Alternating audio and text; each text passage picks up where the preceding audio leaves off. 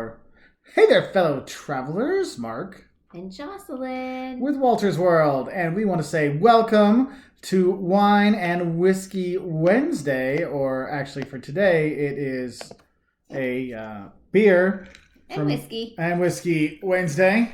So I always select the Vino Viernes for Thursdays, but we'll get that next time. So, all kinds of good people here. We're a little worn out. Today, we finally got all the kids finished with school.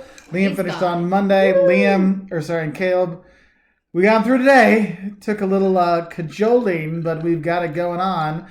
So, let us know what you're all having out there. Ooh, Chuck is having some absinthe. Chuck, rock and roll, dude. Woo, cheers, buddy. Brian Boyd back in the house. I'm taking shots over here. 2 shots deep. Oh, my man. Good to see you, buddy. Hello, Reggie and her Michael. man. Michael Mons here. And Sue. Hello. Gallivanting and gals. Peter. Good to see you, buddy. Brian. Oh, and of course the Finleys are on there. And Scorpio Sue. Hey, Mark and Terry and April. Peter went with beer too. So, hey, Laura in Sacramento. Good to see you. Mashe and Carlos. Oh, Carlos on here too, man. Good to see you. Yep. Giselle. Nick. Hope you're doing good, buddy. Alan A. Hello. Sarah. I'm betting this chat would be far more fun than NBA reruns on ESPN. I certainly hope so. Now, I don't know if it'll be better than the last dance, but yeah, we'll try. We'll try to get some stuff out there. So some really nice questions already been popped up. I just want to say hi to everybody. Ronnie, good to see you up on there, my friend. Leo's up. Derek. Thomas. Derek says, "What is up, people?" Drinking some Malbec. But that made me think, what is that movie? What is up, everybody? It was one that Caleb... Gru? Is that it? No. Caleb used to watch all the time. Maybe that's it. Yeah, I don't know. Despicable Me.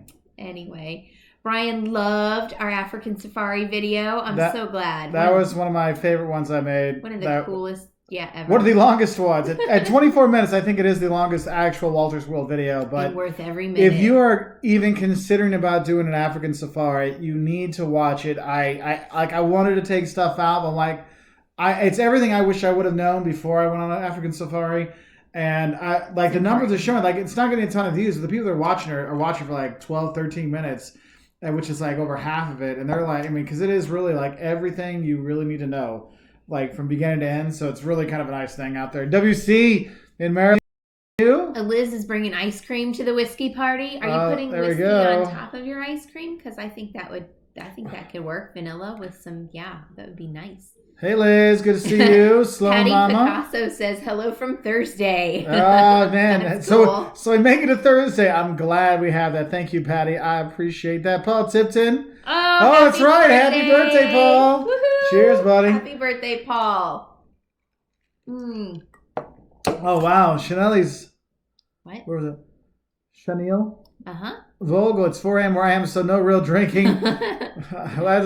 We're gonna answer your question early. Are you up that early, or are you staying up that late? How's that work? Oh, Rob's here. Hello, hey, Rob. Tripax DC. We went to our favorite Mexican place yesterday, and I was amazed I wasn't amazed how busy it was, but I was amazed how pissed off people were that they were having to wait because there were so many people that had ordered, and they were we got a 2-hour wait on the food. It's Taco Tuesday. And Cinco de Mayo. And people were pissed, and they're we told you, I ordered 45 minutes ago. I know, we told you it'd be 2 hours. Well, I thought I'd come early just in case. Gosh. And they're no. Oh, Lee, it's 93 in LA. Nice. Oh my gosh. Kim, thank you for the super chat. She says, my boyfriend's flight from Germany to the U.S. in June was canceled, and he has to choose between rescheduling or refund. Any thoughts? Airline is BA, so British Airways, for those of you who don't know that. June. Well, it's not. Well, yeah, it won't be for a while, and I don't know when the international travel bubbles are going to start opening up. Because I think what you're going to end up seeing is this is the one that Australia and New Zealand was talking about. These are kind of things I kind of want to talk about today.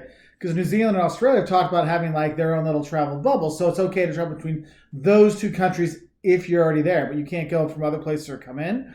And I think you might see some bubbles like that. It's the countries next to you can come in, but people from outside those two countries can't. So it's going to be, I think it's going to be a little interesting. for the refund versus the flight, what's going to happen is, like for example, Delta sent out a thing yesterday. That's why I haven't put out those how travel's going to change. We've got all kinds of new announcements coming out this week, and so I got to put those in. So Delta said first class max at 50% and max 60% in economy, which means the middle seats are going to be start disappearing. Yeah, but also means that means it can be a huge spike in prices. Some of the analysts are saying up to a 54% increase in fares. So if he can switch it to later in the year and still get that price, then I would say you could look at that. But if you're not sure when he could come back or you're going to get something scheduled there, I might take the cash just to have the cash. Your mother's on. Hello, Kathy. Mother. Renelle says, listen, grill some pineapple, but only after soaking it in rum and maple syrup and then put it on ice cream. And the Gallivant Gals said, soak it in Fireball first. So in other words, y'all just soak your pineapple, grill it, and then throw it on some ice cream. Burn it. It's going to catch on fire. And Chanel said she is up that late. She's got insomnia.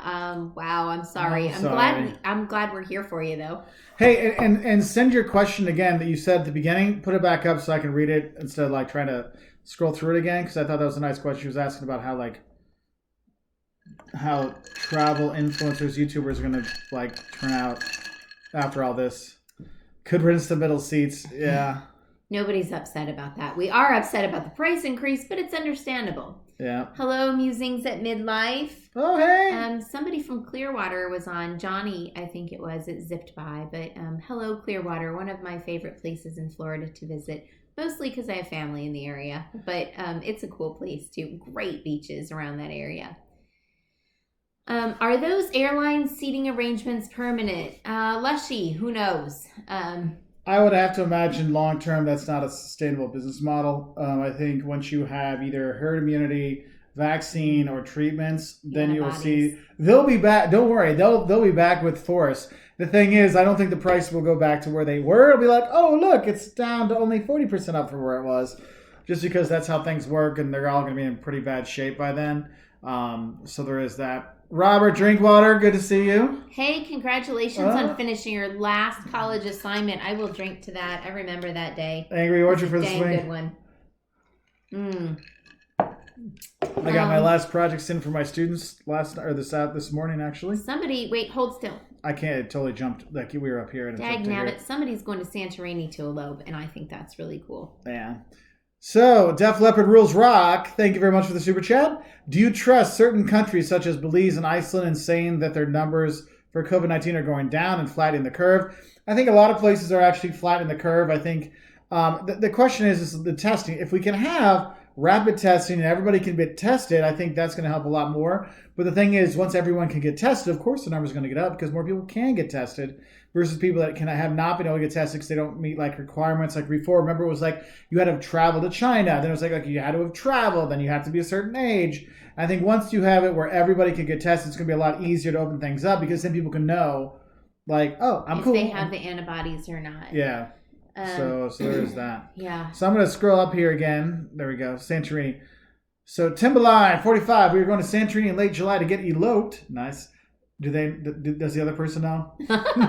Although we had planned to go to Italy and France, but is there enough to do in Santorini and Greece if we can't make it to Italy or France? Yeah. In Greece, yeah. Santorini, no. Santorini is, well, I don't know. It's small. It is a small island. You can walk the entire island in that day. Like, go just walk it and come back.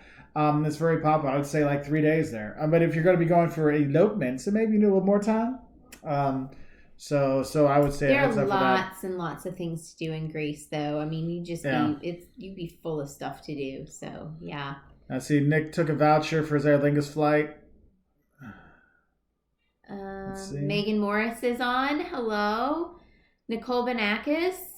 Such a fun live stream on Monday with Turn It Up World. Oh, thanks for joining us on that. We did do a live stream with Tanya and Dave from Turn It Up World on Monday. And they kind of do a similar thing where they have the drinking, but they also eat. I'm uncomfortable eating in front of the whole world. But it was they're a fun couple, and we talked a lot about specifically Peru, but it was cool because we're actually like seeing faces And that was really interesting. So, Yep. So MGH97, a new patron, by the way. oh, Thank hey, you. that's Have you cool. seen Welcome. pics of the flight from Belfast to London Heathrow? Plane was packed. Yeah.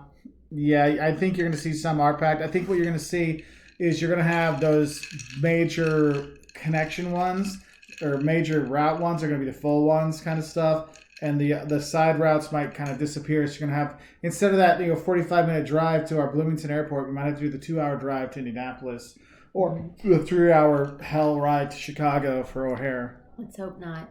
Waleed, yes, we have a massive big dog. So yes, we have pets. John Ray's Digital Nomad Life had to move my sister-in-law fly from Russia from July to November this year. Yeah. Well, hopefully we'll be able to get her back by then. Mr. Tom, good to see you. Hi, Voucher. Thomas. Mr. Blonde said Bundesliga is the first to start back. It popped by too fast. Yeah, so. let's start on the 15th. Hi, Lauren. Jimmy Two Toes, one of the best names ever. Yes. Woohoo, another live chat. You guys rock. Thank you so much. You. I appreciate it. I'm trying to see if she sent. Well, I'm going to go scroll back up to the top because someone asked if we were watching The Last Dance. We haven't because we've sort of been waiting for all of it for everything to come out. We can kind of binge it with the kids, and that's kind of how we roll. Yeah, I'd like to show them. I don't know. I'd love to show them what our lives were like. I found this really cool thing called archive.org today, and they have on there all of, not all, but a lot, like from the start of MTV, like when it first came on, with its videos, right? And it's got the commercials. The commercials to me are as amazing as anything else because it shows my kids like what we actually lived in. Yeah. And I thought that was cool. Sure. Chanel Vogel, this is from way at the beginning of the chat. I'm sure, hopefully send it again, but I don't know if I got it. Hey, I'd like to hear your thoughts on the relevance of all those YouTube travel vlogs now that things might be different. Well, I think what you're going to see is with all the travel vloggers and the vlogs in general, the Eiffel Tower hasn't changed. The Louvre hasn't changed. The museums haven't changed. The sites haven't changed. The architecture hasn't changed. I don't think you're going to have much difference aside from telling people, look, you're going to have to social distance. You're going to have longer lines. You're going to have to wait longer in line. You're going to have a lot of... There may be limited people inside. Yeah, and so, but it's not like, oh, wait, there's a mask over the Eiffel Tower. No. So I think the usual YouTube videos, vlogs, and guidebooks will still help. They might want to have a new section that says, hey, these are things that are going to be extra busy. You're going to want to book online. And so what I would say is make sure all the sites you want to go see, every place you want to go, see if they have the timed entries and stuff like that, or limited entry like you have with the Last Supper in Milan. I could see those things happening. But I think the general information, the cultures haven't changed. The food hasn't changed. The sites haven't changed, so they're still going to be helpful. It'll be our behavior that changes. Also, the behavior within hotels and Airbnbs, like the cleaning and things like that. Those things are going to change. I've been researching. I've talked to several people who work in the hotel industry, and I have they've walked me through some of the changes that are going to be happening. So we're putting those together. We're working. We're getting emails every day from different companies, and so it's kind of like, I got to put this together. Well, hold on. Let's get this in here. And we get more information coming in, so we kind of have to, take some time and get it out. Yeah, so it's we are getting ready to give you some of that information. So it's good. UK's the highest in Europe, but flatting, that's good. Hey, Purdue, good to see you. Lori Sims, nice to see you too. Henry Martinez, thank you very much for the super chat, buddy. Mark, again, I'm glad that you were able to see some of the famous YouTubers I've met on my Instagram. Hopefully I can meet you for in the future. I'm sure we'll bump into each other one day, Henry, when we're out your way, my friend. Someday. Oh, no. Lauren just watched Silence of the Lambs for the first time. Oh, and then she saw people wearing masks. Your dad wanted to watch it really bad. Your dad doesn't want you to hang out with strangers. Oh, he seemed nice, did he? He seemed too nice. Clarice. Hi, next year when I travel to the U.S., I've booked to travel by train between Boston and New York and New York to D.C. Do you think that's a good idea, or is it absolutely better than taking a flight? Flights, oh God, yeah. You'll waste so much more time in the airport. And the ride, I've taken that train ride. The train ride is pretty to look outside. You got more space. You don't have to be there like 2 or 3 hours early or however it's going to be in the future. You made the right choice doing the train. You made the right choice. Yep, I'm just going absolutely. that way right there. Stephen Evans, would all your travel plans for summer 2020 be pushed back to summer 2021, or would you just cancel all your travel plans? Well, we're different. So because most normal people take like 1 or 2 trips a summer, a couple weeks here, maybe a week there.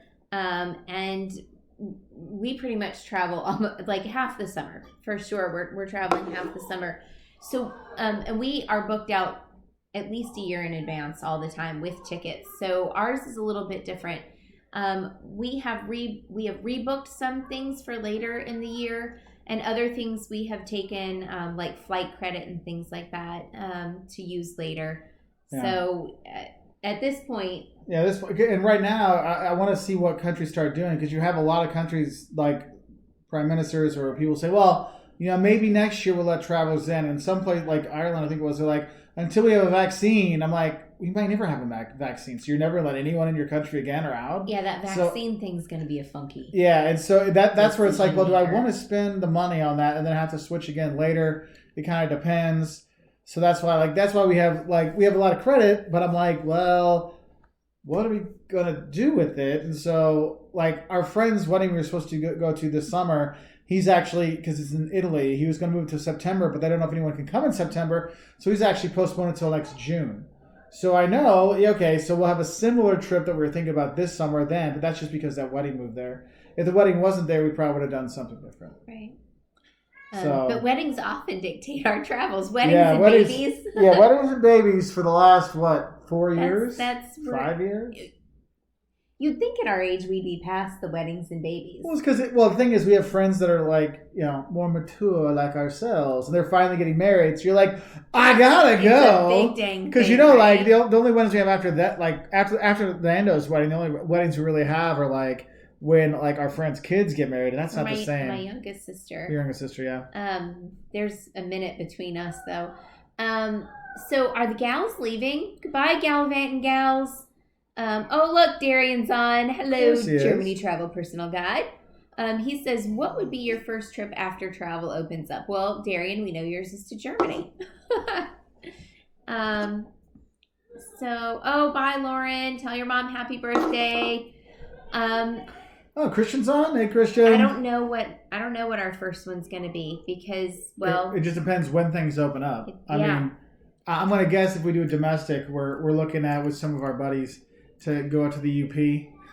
Yeah, there's a small plan between a bunch of the patrons and members that are in this area, or this region of the world, and going up to the UP, meeting up for a few days. All of us are going to do some kind of different road trip, but we're hoping to pick out like 2 or 3 days where we all get to hang out together.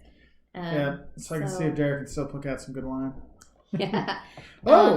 That's right. Lauren, tell your mom happy birthday, too. Yeah. If you're still here. Jasleen, will we still be able to do road trips this summer, specifically in the Northeast? So I think that... Maine was like, no. Right. I think that road trips are going to be the thing this summer. I really do. And I think you're going to see them centered more around national parks and large open spaces. However, those large open spaces aren't going to be so open when there's tons of people in them.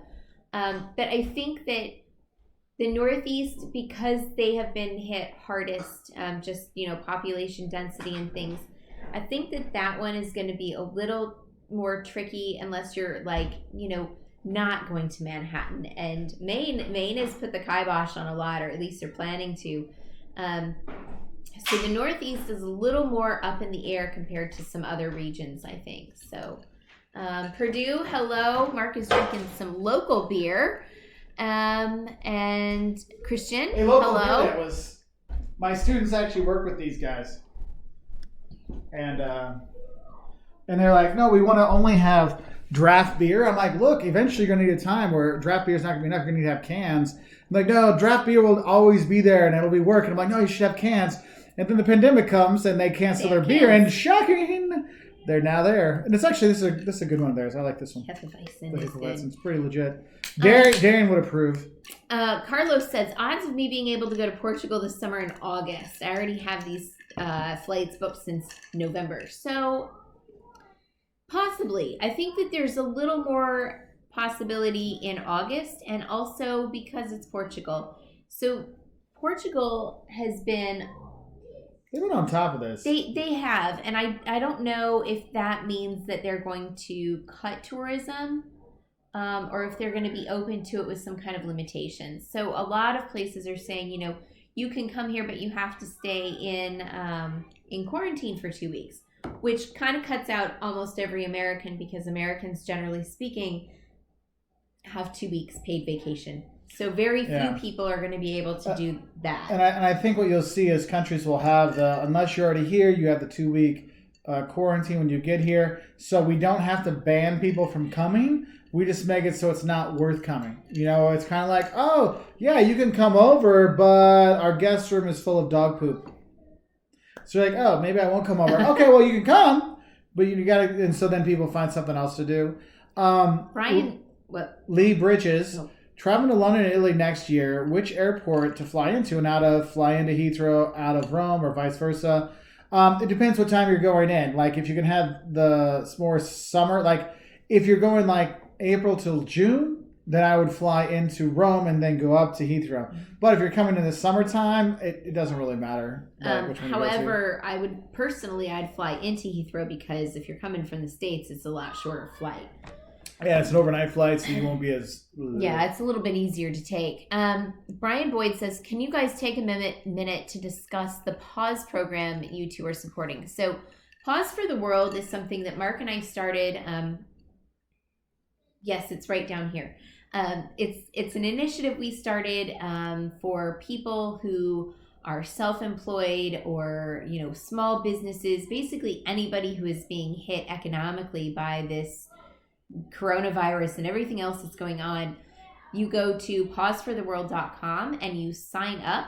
And when you are signed up and you get verified, usually it happens within a day, you'll get a referral code and a referral link. You share those links and codes, that link and that code. You'll get one of each. Share it with everybody you know. And every time, for every single item that someone buys, you will receive $10. Mm-hmm. And it can be for anything. Like if you're an artist or someone needs help. Or you're a musician. You're a dog walker. We don't care. We just want we just want to help people. We want people to be able to make ends meet. And I know it's not a lot, but it's something. And we got this through, I think, the end of May. And then, we're going to help out as long as we can with this. We're going to do that this month. And then, I don't know, depending on how things go, it may be something that we continue. We'll see how it goes. Yeah. But anyone who goes to pausefortheworld.com and orders something without a code, we have decided that $10 is going to go to our local Meals on Wheels, because they take take food and meals on wheels. They take food to people who are homebound. So that was our thing. Christian is asking he says UP what? So the UP is the upper... Christian, you were in the conversation. It's the Upper Peninsula, or maybe he's like saying it like excited, but maybe some people don't know. The UP is the Upper Peninsula of Michigan. That's right. So there you go. Oh, we got a big jump. Sorry. Nabbit. If you were in between ATF, I don't know. We never even got the thing. You sent a super chat. Thank you so much. What country would you rather not return to? Not return to... Well, Aruba. Aruba. And not because we didn't like it, but just because I feel like we did all of the things we wanted to do on Aruba. Yeah, I'm trying to think of other places. And I enjoyed it, but I don't have to go back. Yeah. Turks and Caicos, I kind of feel the same way about. But I would go back to Turks and Caicos before I go back to Aruba. I agree with that. Gorgeous beaches, water like I have never seen anywhere in the world. But we did all the things on the island that we wanted to do, so there's that. And also because it was really expensive, and sometimes that factors into it for me. So Chris Bates, awesome dude, by the way. If planning a road trip, do it now. My hotel at the Grand Canyon has the most business on the books, and it isn't even open yet. Deals will go away in a month. Yeah, that's the thing is if you're looking at when you can go and plan things out, you want to be booking now. to get those things. But make sure they have like the cancellation things in case there's a new spike and then everything gets shut down again. I mean that's what's weird because you're not sure, and so it's like, well, we got to go when we can.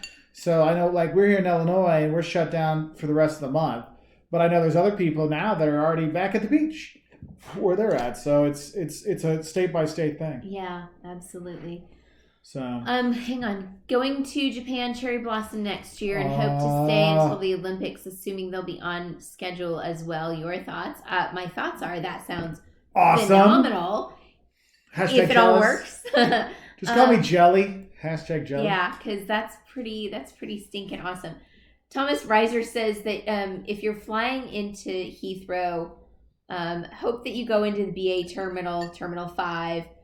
Whereas Terminal 3 is the pits. Preach, Thomas, preach. That's a man who's been in and out of Heathrow once or twice. We get that. Heathrow, all I know is when I used to live in Lithuania, I'd always fly through Heathrow, and I'd end up having like a 9-hour layover, and it was easy for me just to leave Heathrow. I would get like the transit, whatever, like they go. I'm like, I'm going to come back. I like leave my bags there, and I would just go into town, go have lunch with a couple of friends of mine, then come back out. And I think it was actually faster doing that to get into terminal, like to switch terminals than the other way. Oh, my God. 3.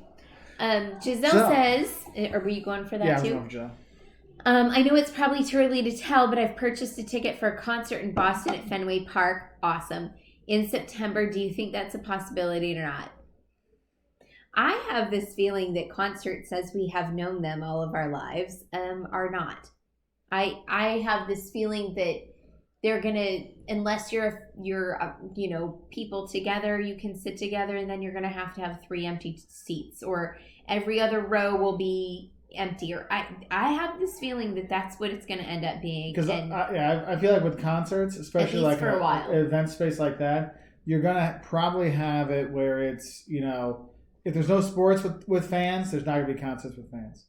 So all those concert tours you want to see this summer and even early fall. Can you imagine all the roadies stuff that are going to be out of work? Dude, there's 25% hey, if you're a roadie and you're not going to be working, go to pausefortheworld.com and sign up. Yeah, you can help out a little. We have friends who work in the film industry, and I know that there are, all sorts of people who are not able, like, cameramen and gaffers and all sorts of, just everybody that works behind the scenes that are unable to do their jobs right now. So if you are those people, go to pausefortheworld.com and sign up, please.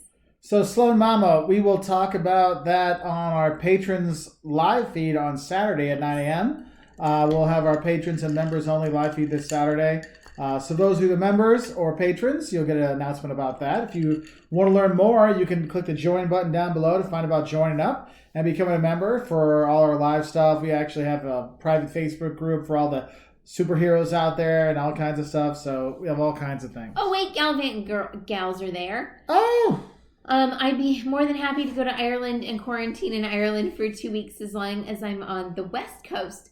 Yeah. So you know what? I'm with you. You know that place that this is like an ideal place for me. Remember the place we rented in Wales? That sweet little cottage. There was a creek running by, and there were just meadows full of sheep, and I could have quarantined there for a dang long time. Yeah, that was because there was a little village. It was actually a town, one of the larger towns in Wales. Large. But it was small by my standards. But what a great place! It was just a few miles down the road. That would have been perfect. So Stephen Doyle's asking, I'm going to Gothenburg this July. I love Gothenburg. It is really cool. For the first time to visit my extended family. That's awesome. Do you have any recommendations for good cheap food and activities? Basically, your outdoor stuff is the only cheap thing. Bike riding, some hiking out in the wilderness and stuff like that. That's your cheap stuff there, Steve. There's not much cheap. Though, if you go over to Norway from Gothenburg, when you come back, everything will seem cheap then. So there is that. Excuse me. In terms of cheap food, basically, I mean, your cousins and family there will feed you, and they'll take you to the right places. Yeah, so they'll help you out. Hang on. So Tyler Cool Guy 88. This is totally a question for you. Is there a reason why domestic flights will recover significantly faster than international flights? Yes, because when it's inside the country, it's everyone can fly within their own country, so those domestic flights will be working because we can't fly to Ireland, we can't fly to Japan, we can't fly to China, but I can fly to San Francisco, I can fly to DC, and so people will have that, and you're going to see a huge boom in domestic tourism this summer in every single domestic market. For domestic tourists. It doesn't mean there's going to be a boom in domestic tourism overall. It just means the number of like locals traveling will be a lot higher. Whereas you have some places where it's mostly, foreigners coming in, you're going to see a very big difference. Like places like Venice is going to be a completely different experience this summer than it will, because it'll be Italians going there versus like the 40 million tourists that go there otherwise. Megan Morris said, I saw that Austria is letting some people enter and bypass the quarantine if they pay 200 euros for a COVID test at the airport. That's great. Except there are 4 of us. Can you imagine? I have to pay $800 to go to Austria. I mean, if that's what has to be done, that's what has to be done. And it's not a bad idea, but again, we can look at this a lot of different ways. That is, it's like a visa. It is another hurdle that keeps people from going. What I was going to say. And for like in Austria, look, if we do this, all those people that are coming on those 30 euro flights aren't going to come because the people on the 30 euro flights a lot of times are staying at like couch surfing or a hostel, and then they're going to the grocery store, and so they might stay for a whole weekend, but they might only spend 50 euros or 100 euros in Austria. Whereas this way, hey, we're at least getting something. And so the people that come are staying at hotels, and they're spending 200 euros a night at a hotel, and they're going out to eat, and they're spending 200 euros a day on food. So that weekend there, we could get 1,000, 2,000 euros in the economy versus 50. So I think there's also that kind of stuff you have to think about. But then there's, I get a COVID test when I go in, and I get a negative, and I'm good to go. And I'm there for 2 weeks, and then I go to Switzerland or something else, like then do I have to go through it again and get another test? Because you can pick it up the next day while you're there. I mean, that's the thing about this dang disease, is that you don't know when you've got it, anyway. Lee Bridge, you have not done the Nile cruise in Egypt. I wish I had. Rebecca says, let's start this drinking game. Mark, do something to get yelled at. No, that's not a shut up, Mark. Although I said it. Drink. See, it worked. My goodness. It looked gold and black. It is gold and black. Means in trouble. I got to find a good source of Purell and Clorox wipes so I can jump in the car and go as soon as things are safe. Seriously, I have no idea. Tell me where you can get those Clorox wipes. I have not seen wipes since before this. I have not seen Purell since before all this. I know some people are like, oh, no, it's coming back. I'm like, I've seen articles in the Wall Street Journal about like, oh, it's going to be back. I haven't seen it. Did we not discuss this, that we saw something where it's not so much the wipes and the Clorox, it's the packaging. That's the same article. The container. Because the containers was hard. Now they're going to make it like the baby wipes, because the reason why you have the container like this is so it wicks up. Well, it wicks up. And so, because people don't usually use 4,000 Clorox wipes in a month, they use 4,000 in like 10 years. And so this way, they're going to go through it faster. So it's a little different. There's this thing on Etsy, and this woman makes reusable paper towels. And I've wanted them for a long time. And they've been in the back of my mind because I'd like to stop using paper towels around my house. But they're kind of like a felt material is what I'm guessing, and they stick together so you can roll them just like you roll them onto a paper towel roll. You do that. And I was thinking, wouldn't it be brilliant if we just kept one of those Clorox wipe containers, put a roll of those things in, and then, put some kind of bacteria killing stuff in the container. And then also it would be more, environmentally friendly. So, yeah. So Carlos Costa and a couple other people asked about this. Have you heard about Sicily? Sicily is paying half the airplane tickets plus one hotel night in every 3, plus all museums and cultural sites for free. Yeah, again, we're just trying to get people there to spend money. And that's what you're going to see. But the thing is to get to Sicily, you still have to fly into normal Europe and then get to Sicily. And that's where things could be tricky. So, Katie, yes, Mackinac Island for sure. Somebody tell me why Mackinac Island is pronounced the way it is and spelled the way it is. Explain it to me. How is an AC sound like an AW. Maybe some French because the C is silent. Maybe it is a Native American word. I don't know. I will have to find out. We'll have to go there and find out. Okay. Let's see. All right. Oh, Christian was not asking a question. He was just excited. So he's like, well, what? Let's see. Mr. Blanc, which countries do you think will open first? I think the ones that, well, you'll see the ones that had the best control, but I think the ones that sadly you're probably going to see the quickest open up are the ones that need the tourist money. That'll open up for, if you're looking at open up for international tourism, you know, places where 21, 22%, 25% of your economy is based on tourism. That, I mean, that's a huge thing because you already have the entire non-tour, like everything else is down, and then you throw the tourism in on top of that when you're 50% of your economy is gone. This is something that can bring things back. That's why like Spain was talking about saying, oh, we can see tourists back at the end of June. So I mean, we are, and you're starting to see things pop up again. Lee Bridges says the air quality in Hollywood Hills is really great, but there's a big fire in Long Beach. So you can see that from where you are. That's kind of crazy. That must be a fairly decent sized fire, and that's sad. 81 feet. The U.S. is not open again for Europeans. They're still not letting. Not yet. They're still telling us all. They're basically the entire world. Don't go. That's what they're having for us right now. Illinois is still shut down too, Stephen. Let's see. Nick says Terminal 3 at Heathrow is fine, and Terminal 5 is huge. It is huge. Yeah. There's not a lot to do in Terminal 5. You just go to the same Italian place and just eat there. So, what? Marjorie's... At Heathrow? Oh, Heathrow. Sorry, I was thinking O'Hare. Heathrow. Morgan, I'm planning on spending Christmas in Paris. Think all will be well. I would think by then you will start to have... something. Because here's the thing. By then... you're going to start seeing the places are like, look, we can't keep these places closed forever. And especially by December, then the world economy is gone. You know, and so you have, if you look at... then no one will be able to afford to travel. Yeah, so it won't really matter what we want to do, and which is the bad part. Katie's saying Indiana's starting to open up. Nice. Yeah, our governor just announced a regional plan opening the state of Illinois up in 4 different regions. I think it should be smaller regions, but that's my personal opinion. Yeah. But we have a plan now, so there's something. I don't know. The rest of it's up in the air, but at least there's something out there, right? Yeah. So Joey Tutos, I enjoyed the Croatian Coast videos lately. Thank you very much. I was trying to go for some different places. I mean, it's funny. I put out all these random videos lately, and they haven't been not a lot of people have watched them, but the like ratio is a lot higher, and I've gotten a lot of these hey, I've never thought about going there. The Montenegro video got a bunch of people I never really thought about going there. Thank you for that. I'm like, that's what we were trying to go for at this time. So Jimmy, if you're gonna be going to Venice, yes, definitely go to Slovenia. And then you want to go down, you can go into Croatia, go into Istria in the north with Ravine, Pula, that's really nice.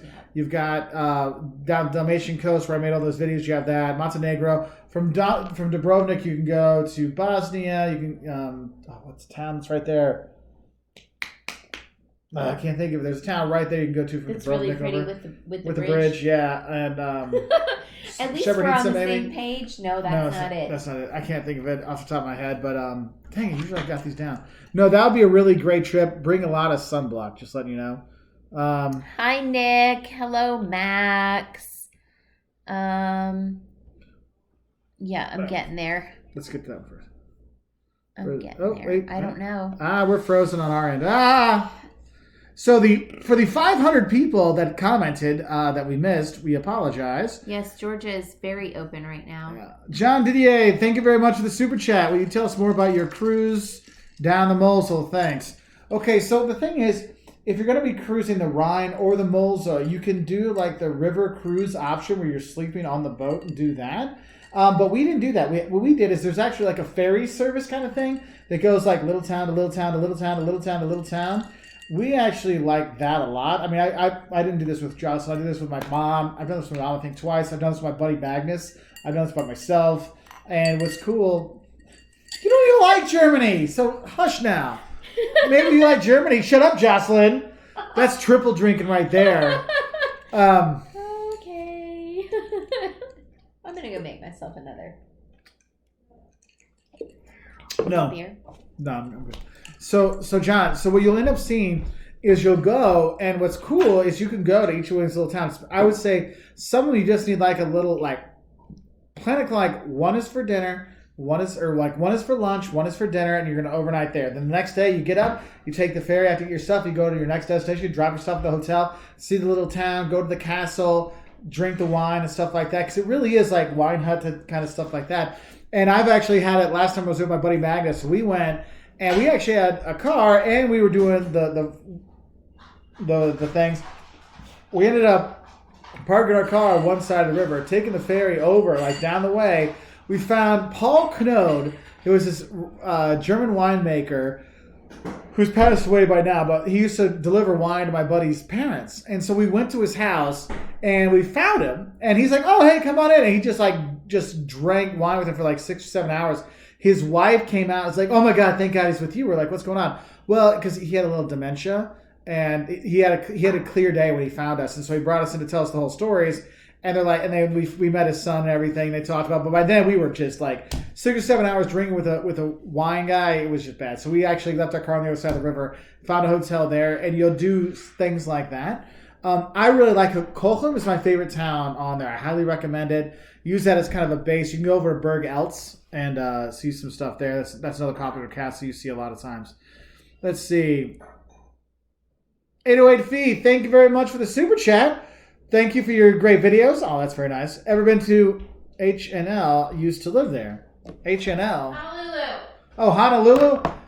Obviously, I haven't because my parents don't love me and they didn't take me when they went. Mom. Of course, my dad didn't take us to Korea when he worked there. Dad. So, 808 Fee, I'm sorry. That is actually one of the places we're considering. If we can fly there, we might go there later this summer and go spend some time in Hawaii. I put Hawaii and Alaska on the list. I know they're not road trips, but I kind of want to do that. So. Yeah. So again, for the 500 people that missed your comments, feel free to put more comments back in there so you have that. Journey with Eric and Julie, I hope you're doing well. I was pricing trips to Switzerland and Scotland for October. Do you think I'm being too optimistic? No, I think that's a possibility. I'm not saying that it's gonna happen, but I don't think it's a bad thing to figure out. Yeah, I mean, it's October, it's not August. Like that's really good. I know, like, because France has got stuff through July, you know, and so you're like, well, what else is gonna go on? Mark, what was the most rewarding experience you had in Germany? Asked by Daniel Elliott. It was not the girl you dated there.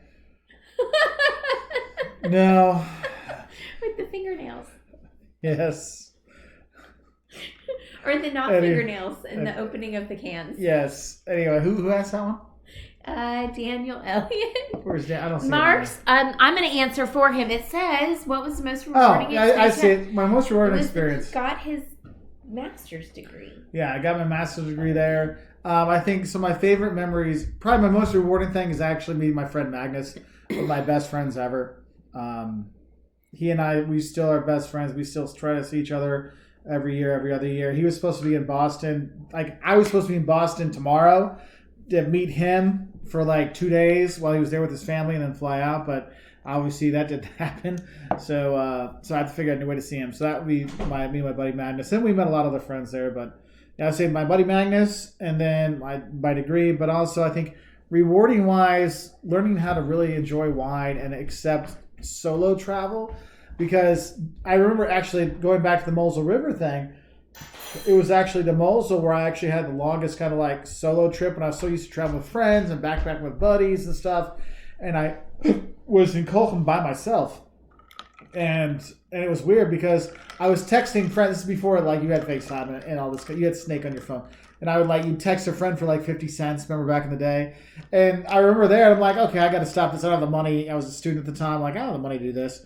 And so I remember texting, I remember sitting there, and I looked at the wine, or not, I looked at the wine list, and they had, snacks to pair with the wine. And then at the bottom was like, homemade head cheese. I'm like, there's no way in hell I'm going to have that. And I just kept going down the wine. I kept going down the things. We eventually got to the wine where that was at. I'm like, you know what? Why not? I mean, I was... Well, by then you were hammered and it didn't really matter. Yeah, it didn't really matter, but it was a rewarding experience. Donna, I'm drinking Amarena cherry, or I'm not drinking, I'm eating Amarena cherries in my drink. That's what that is that I keep snacking on. And they're equally as good in my Jack Daniels. I just had a couple of cherries in my Jack Daniels with a splash of bitters, and then now I have a lemon vodka and bubble water. And I just threw a couple in the bottom there too because, oh my gosh, they're so tasty. Yes, Mostar, that's the town. Mostar, yeah, there you go. Truth rational scientist, and then he ate it and refused to ration it so he could save bananas. Now he's making fun of me because I kept telling him he needs to save since we are in a bad economy and don't want to keep buying. Yeah, that's what you want to say. Things like, this is the thing, is how many of you have been pissed off at your kids because they're like throwing stuff away? They didn't finish something. Like, my kids are like, just drink all of your milk. Please just drink it all. Like right now you're like, I'm reverting to my grandmother who lived through the Great Depression. Yeah, so we're like, just see, like today, so it was Cinco de Mayo, so we went to our favorite Mexican place yesterday. Yeah, I said it was. You said today. Oh, sorry. I've been drinking for a while. Sorry, people. I started actually before. I started when I was grilling out for dinner. Anyway, so I went to my favorite Mexican place. And shut up, Mark. Fine. No, he went to his favorite Mexican place, and anyway, so I got the kids all their stuff. Of course, the kids didn't eat everything, which is fine because if you go to a Mexican restaurant, you get so much food, it's crazy. And so today, I just kind of put everybody's leftovers together, and then we had some leftover rice from a few days before that, or 2 days before that. And I'm like, oh, and then Liam had to save the queso, and I'm like, wait a minute.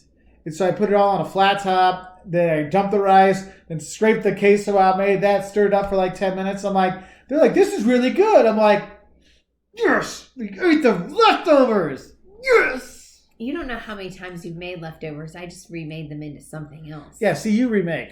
Jocelyn's got a skill. She doesn't just give you leftovers. It's like, I don't warm up the leftovers. I make them into a whole new thing. And when the times that gets difficult is when they're really like they've got a lot of specific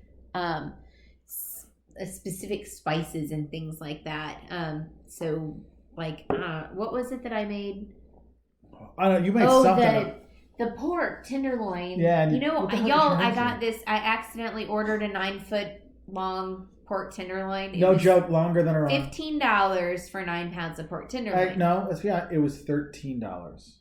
No, it wasn't. It was $15. It was $13.54.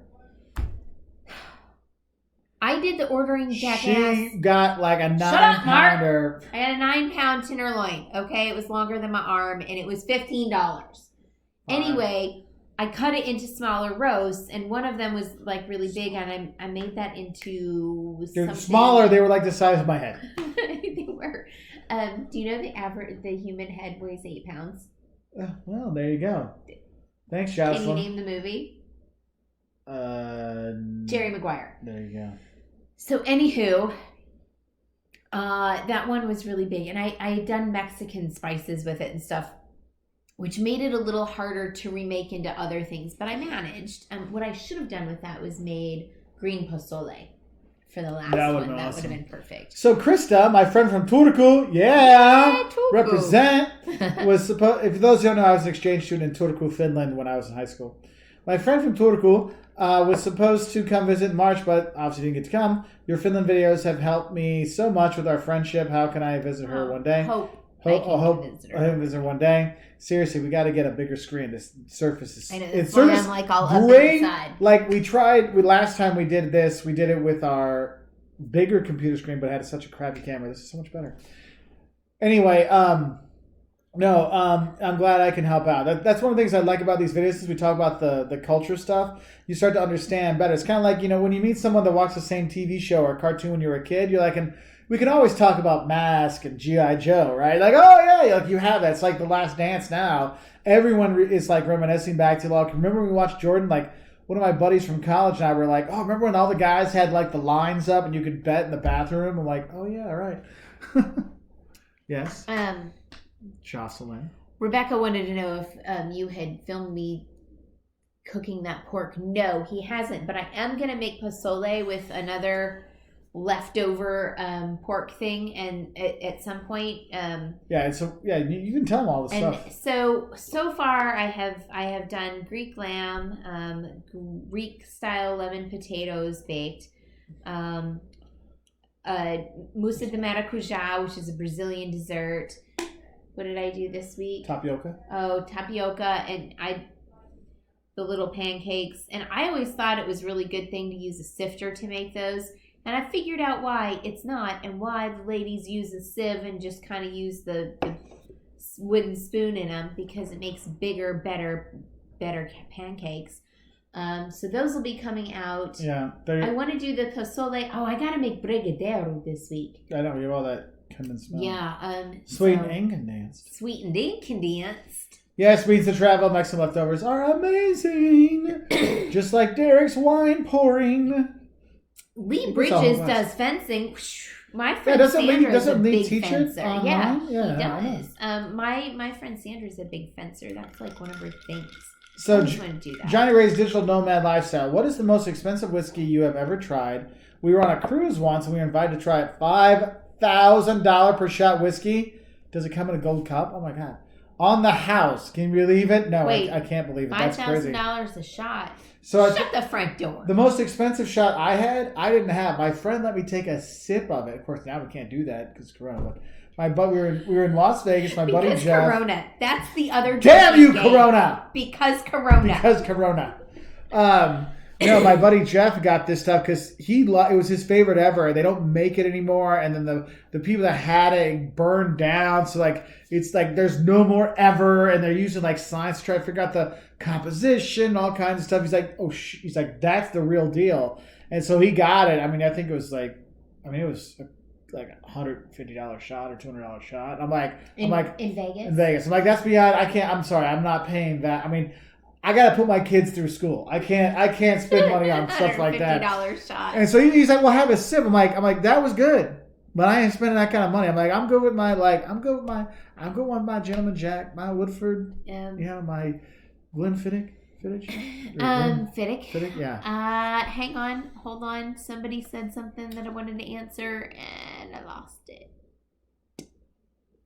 I'm sorry. Oh, when was the Couture video filmed? That was summer, wasn't it? Yeah, summer. Early summer. It was in May. Oh, Mariposa Papillon. Hey, my paternal grandmother made head cheese on Sundays, and my dad loves it. Mark, what are the origins of head cheese? American South, or originally from Europe? If so, which countries? I don't know. I think that's one of those things. American South is where I grew to know it. Yeah, I think it's amazing how you'll have these things will actually, it's kind of like convergent evolution where the same thing happens in different places. The same food happens in different places too, like how they cook it and things like that. So I don't think there's like a one specific one out there. So Thomas said gas went up to $2.19 in Illinois, and I mean it's probably because we have another tax, Tom. Come on, dude. Oh, I know. It's like that's why I was at County Market. I'd saved up all my like. You know, like when you go to some grocery stores give you like discounts when you buy. So I had like multiple discounts. I'm like, I'm like 60 cents off. Awesome. Mr. Blonde says, "Is country fried steak amazing or not?" Yes. Yes. Caveat: yes, if the right person is making it. Don't get it in like. Shut up, Jocelyn. It's always good. It only gets better. Hey, that knows what they're going to do. What? I'm the third favorite man here. No, because country fried steak in the school cafeteria tasted like butt. Still pretty good. No, it was not pretty good. I mean, it wasn't really country or steak or fried, but it was still good. Time for a kiss. It says time for a kiss. Oh, Reggie. Time for a kiss. I'm mad at Mark. And tell me to shut up so people can drink. Shut up, Mark. Oh, and Rebecca, don't worry. We still have half of that pork left in the freezer. Hence why we have we have 3/4 of it. I think we've only made... Oh, we made 2. We made 2, yeah. One was Asian stuff, and that cooked up great. That cooked up great. Like, you rocked that one up. Well, I was able to do it, like, stir-fry it with veggies. I was able to stir-fry it with noodles. And the kids were like, this is awesome. And I could put different stuff. And, well, that's because Mama, like, doctored the spices the next couple nights. She's special. She's wonderful. Ooh, but that Mexican one I did make into one giant pot pie. That was good. Everyone liked that. I was surprised. The kids really liked that. That was cool. Yeah, Yeah, My Journey wife with Eric is and the same. Julia can hook it up. Yeah, it's a big thing to be able to remake leftovers into something new. And I swear I get that from my grandmother on my mom's side. She lived through the Depression. She was like in her teen years, and right? Yeah, she was in her teen years. And so she learned a lot. What? Nothing. I'm just reading comments. And she carried that all through her life, and she lived to be almost 100 years old. She was 97 when she passed. And if I learned anything from her, it was about how to make food last longer. I'm just laughing. So Lori has doused herself with off to keep the mosquitoes off her. Very nice. Oh, bless your heart. I thought we were gonna have snow the other day. It was so freaking cold. Oh my gosh. I started all these seedlings, and I put almost all of them outside, and some bitch, Language.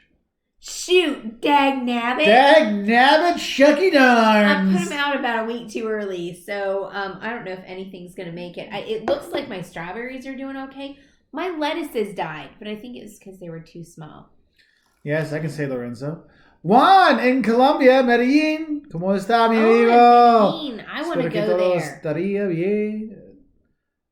Yeah, they're all agreeing with you on the country fried steak. Oh, well, we all love country fried steak. It's gotta be the right person. Math God. Well, think about it. I look at it this way: if you can't make it right, no one will let you. So therefore, it's like it's like. Thomas is calling you out. Mark, you're 2 drinks down. Whoop whoop. I've been drinking since 4. Actually, yeah, I'm way behind. I have had I had to finish Caleb's schooling off today too. I have been having a massive headache, and Justin I have spent 2 days in bed almost. All I did yesterday was watch Father Brown and sleep. So today's my first big day out. Woo-hoo. And I don't want to go back to the chiropractor because I don't want to go out again. What's wrong with me? What has this virus done to me? I used to be the person who wanted to go out all the time. So Max Hall, I'm in week 8 of working from home. We're with you, buddy. 8, yeah. I'm not having a sip for every shut up, Mark. I'm considering shots. I love it. Oh, Mark Finley. There's a place here that sells country fried shakes for $4.99. I guess we got 3 places to go eat when I come visit. Catherine says her 3 kids eat like a football team, and there are no leftovers. Oh, I have to yell at our kids, eat more. Come on. Just eat it.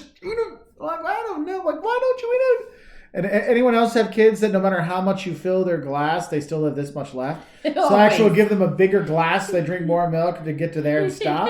Because if I give them to here, they only drink this far down. I'm like, are you allergic to the bottom? They're going to hear you. We need to get a glass that has that fake liquid on the bottom so it looks like it's full longer. And so like, oh, there's still stuff. Oh, keep going. There's still stuff. Don't say that. Hey, do y'all know what we had on Monday night? We did that live thing with Tanya and Dave from Turn It Up World. But because it was May the 4th, I made blue milk. Can I tell you how good blue milk was? But you can only have like 1 because blue milk is really sweet. It was 2 ounces. For me, it was pretty damn sweet. Yeah, and I'm not usually like a real sweet drinker, but 2 ounces of bourbon cream. I am not a sweetheart. True. Crazy. 2 ounces of bourbon cream, 2 ounces of Baileys, because those were the milky things that I had in the fridge, and then 4 drops of blue food coloring. And mix it all up, and you got blue milk from Star Wars. So I have just helped you all out for next year. Write it down. Do what you need to make it different. All right. La la la la la. Country fried steak for $4.99. Dag nabbit, that's a lot of steak for $4.99. Remember the one we had in Austin? Or I had in Austin? Yeah, I didn't eat that in Austin. I think all I ate in Austin was tacos and brisket because yum. In a white shirt, no less. What? Yeah, I did eat barbecue in a white shirt, and guess what? I did not make a mess because I am special. Question, what do you think about the trend day drinking? I feel like so many people are just doing that now because there's no dire consequences under quarantine unless you dare drive outside. So day drinking has been something I've done since I lived in Savannah because... Since high school. Well, they No, might not do. in high school. I never drank in high school. I know, you were a goody two-shoes. Well, no, I wasn't. What was the point of drinking crappy warm beer? Oh, when because... go to my parents' house and drink Thank some you, wine. Mariposa, for the super chat. That's very nice of you. Mariposa. I love her name. Day drinking's always good. So Nick Barnett! Woo! Doc Barnett, sorry, welcome. Yay. New member. Super awesome. Welcome to join us. Welcome. You got to join up. We have a private Facebook page for our members and patrons, and you will be part of this amazing group of friends. They're not even other like these people have become friends, and it's huge. So it's really cool. So if you look on our community feed, there's a post from like last week. You can go on there. There'll be a little thing and say, "Hey, I need to get on," and I'll send you an email. We'll figure it out. Lori Sims, the reason why you don't see Father Brown anymore is because they took it off Netflix. It's now on BritBox. Yeah. You can get 7 days free, and then that's to pay. Yeah, you know what? And I did it through my Amazon account, and quite frankly, because Midsummer Murders and Father Brown are just about the only things I watch, and also Mrs. Maisel. It was worth the $5 or whatever, because I don't really watch any other TV. So, Hey, shout out to our dear friend Mark Finley for cutting out all the nasty things. We appreciate it, Mark, as always. I have seen quite a few that you've had to delete lately, so thank you for handling things. I'm sure we do have roaches on the wall. It's okay, Mariah. Don't worry. We don't have roaches. I know she's saying that. We don't live in the South. That's the joke. Mark, they're saying we got to say stuff to scare them. There's ghosts back there too. Henry Martinez, thank you for the super chat. Mark and Jocelyn, our retail business is opening soon in Illinois. Here in California, some businesses may start opening again as soon as Friday. Dag nabbit. So it's hard to know because they don't really. So we have a few. If right now the things that are open, when I was out the one time I've been out in the last 55 days, one time, the things that were out were all pertaining to food. Nothing else was open, like, clothing and like food and basic retail. Hardware, okay. Like the hardware Lowe's, store. Ace Hardware, stuff like that. The garden stores were open because, again, you can grow food. I don't know. So those things are the only things that are open. But a lot of them are like, even those that are food related, like a friend of mine owns this really great store that sells, like, he's Greek and they have Greek olive oil and spices and whatnot. You order online and they deliver and drop it off at your house. So that's how that works. Day drinking is something you do on the boat in Savannah. That's my thing. That's where I. So the gals had one. Yeah.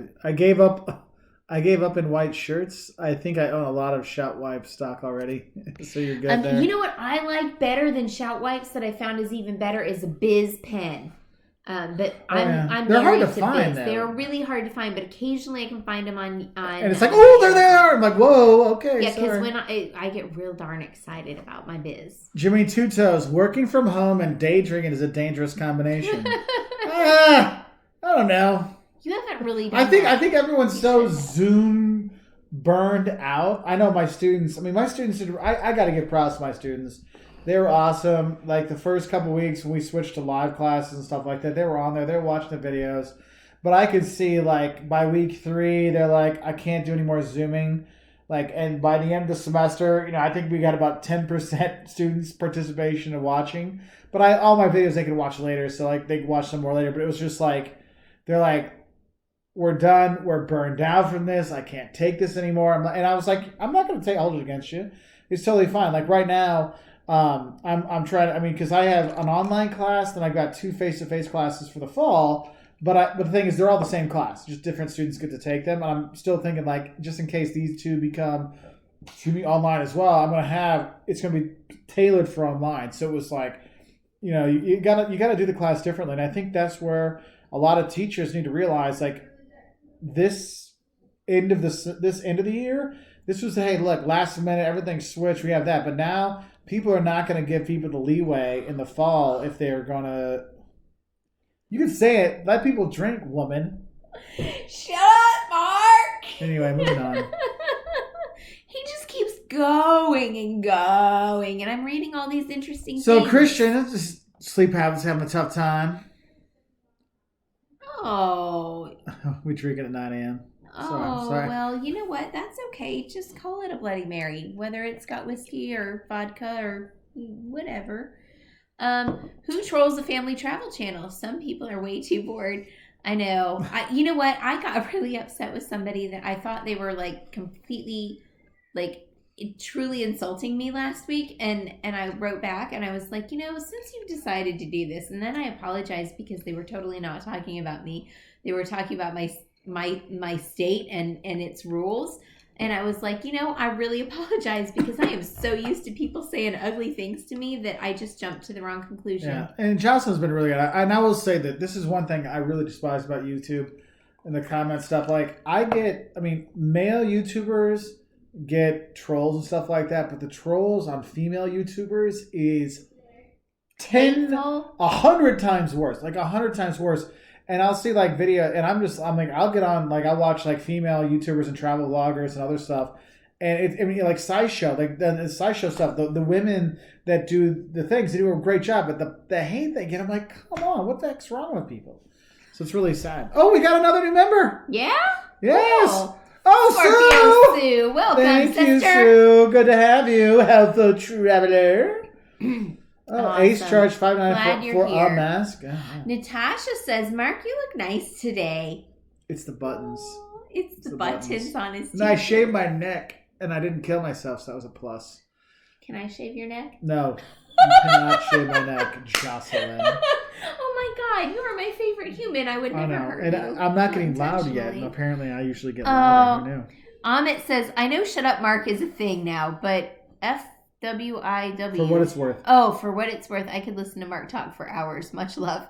Yeah, Amit, you know what? You could until you've been in the same house with him for 58 days? 5. You just said 55. Oh, whatever. It changes. It was 52 on Monday. So that would make 53. Oh, today would be 54. Mm-hmm. Well, there you go. But you're with me every day because you lovers me. I do. You're my favorite human. I know. See, she's been drinking. I don't know what to drink. Let's see. Oh, what did Jim and Tuto say that the gals are impressed with? Oh, dang it. I don't know. Kaylee Beatty. Okay, when do you think they're going to open up international travel again, especially U.S. to the U.K.? So there actually are some flights going between there. Its problem is getting allowed in. I think what you're going to see is, my feeling is you're going to see kind of like European Union opening up for European Union and the U.S. and Canada opening up for them. And I think Western Hemisphere, South Central America opening up for kind of travelers from the Western Hemisphere. I think it's really going to be like they said about in Australia, New Zealand, like the bubble kind of stuff. You're going to see things like that. I'm hoping. Like, I'm worried about my August trips and July trips, which I'm not even expecting that to happen for international, but August trips, I'm like cautiously optimistic. But like when I say cautiously optimistic, I'm like 30% chance.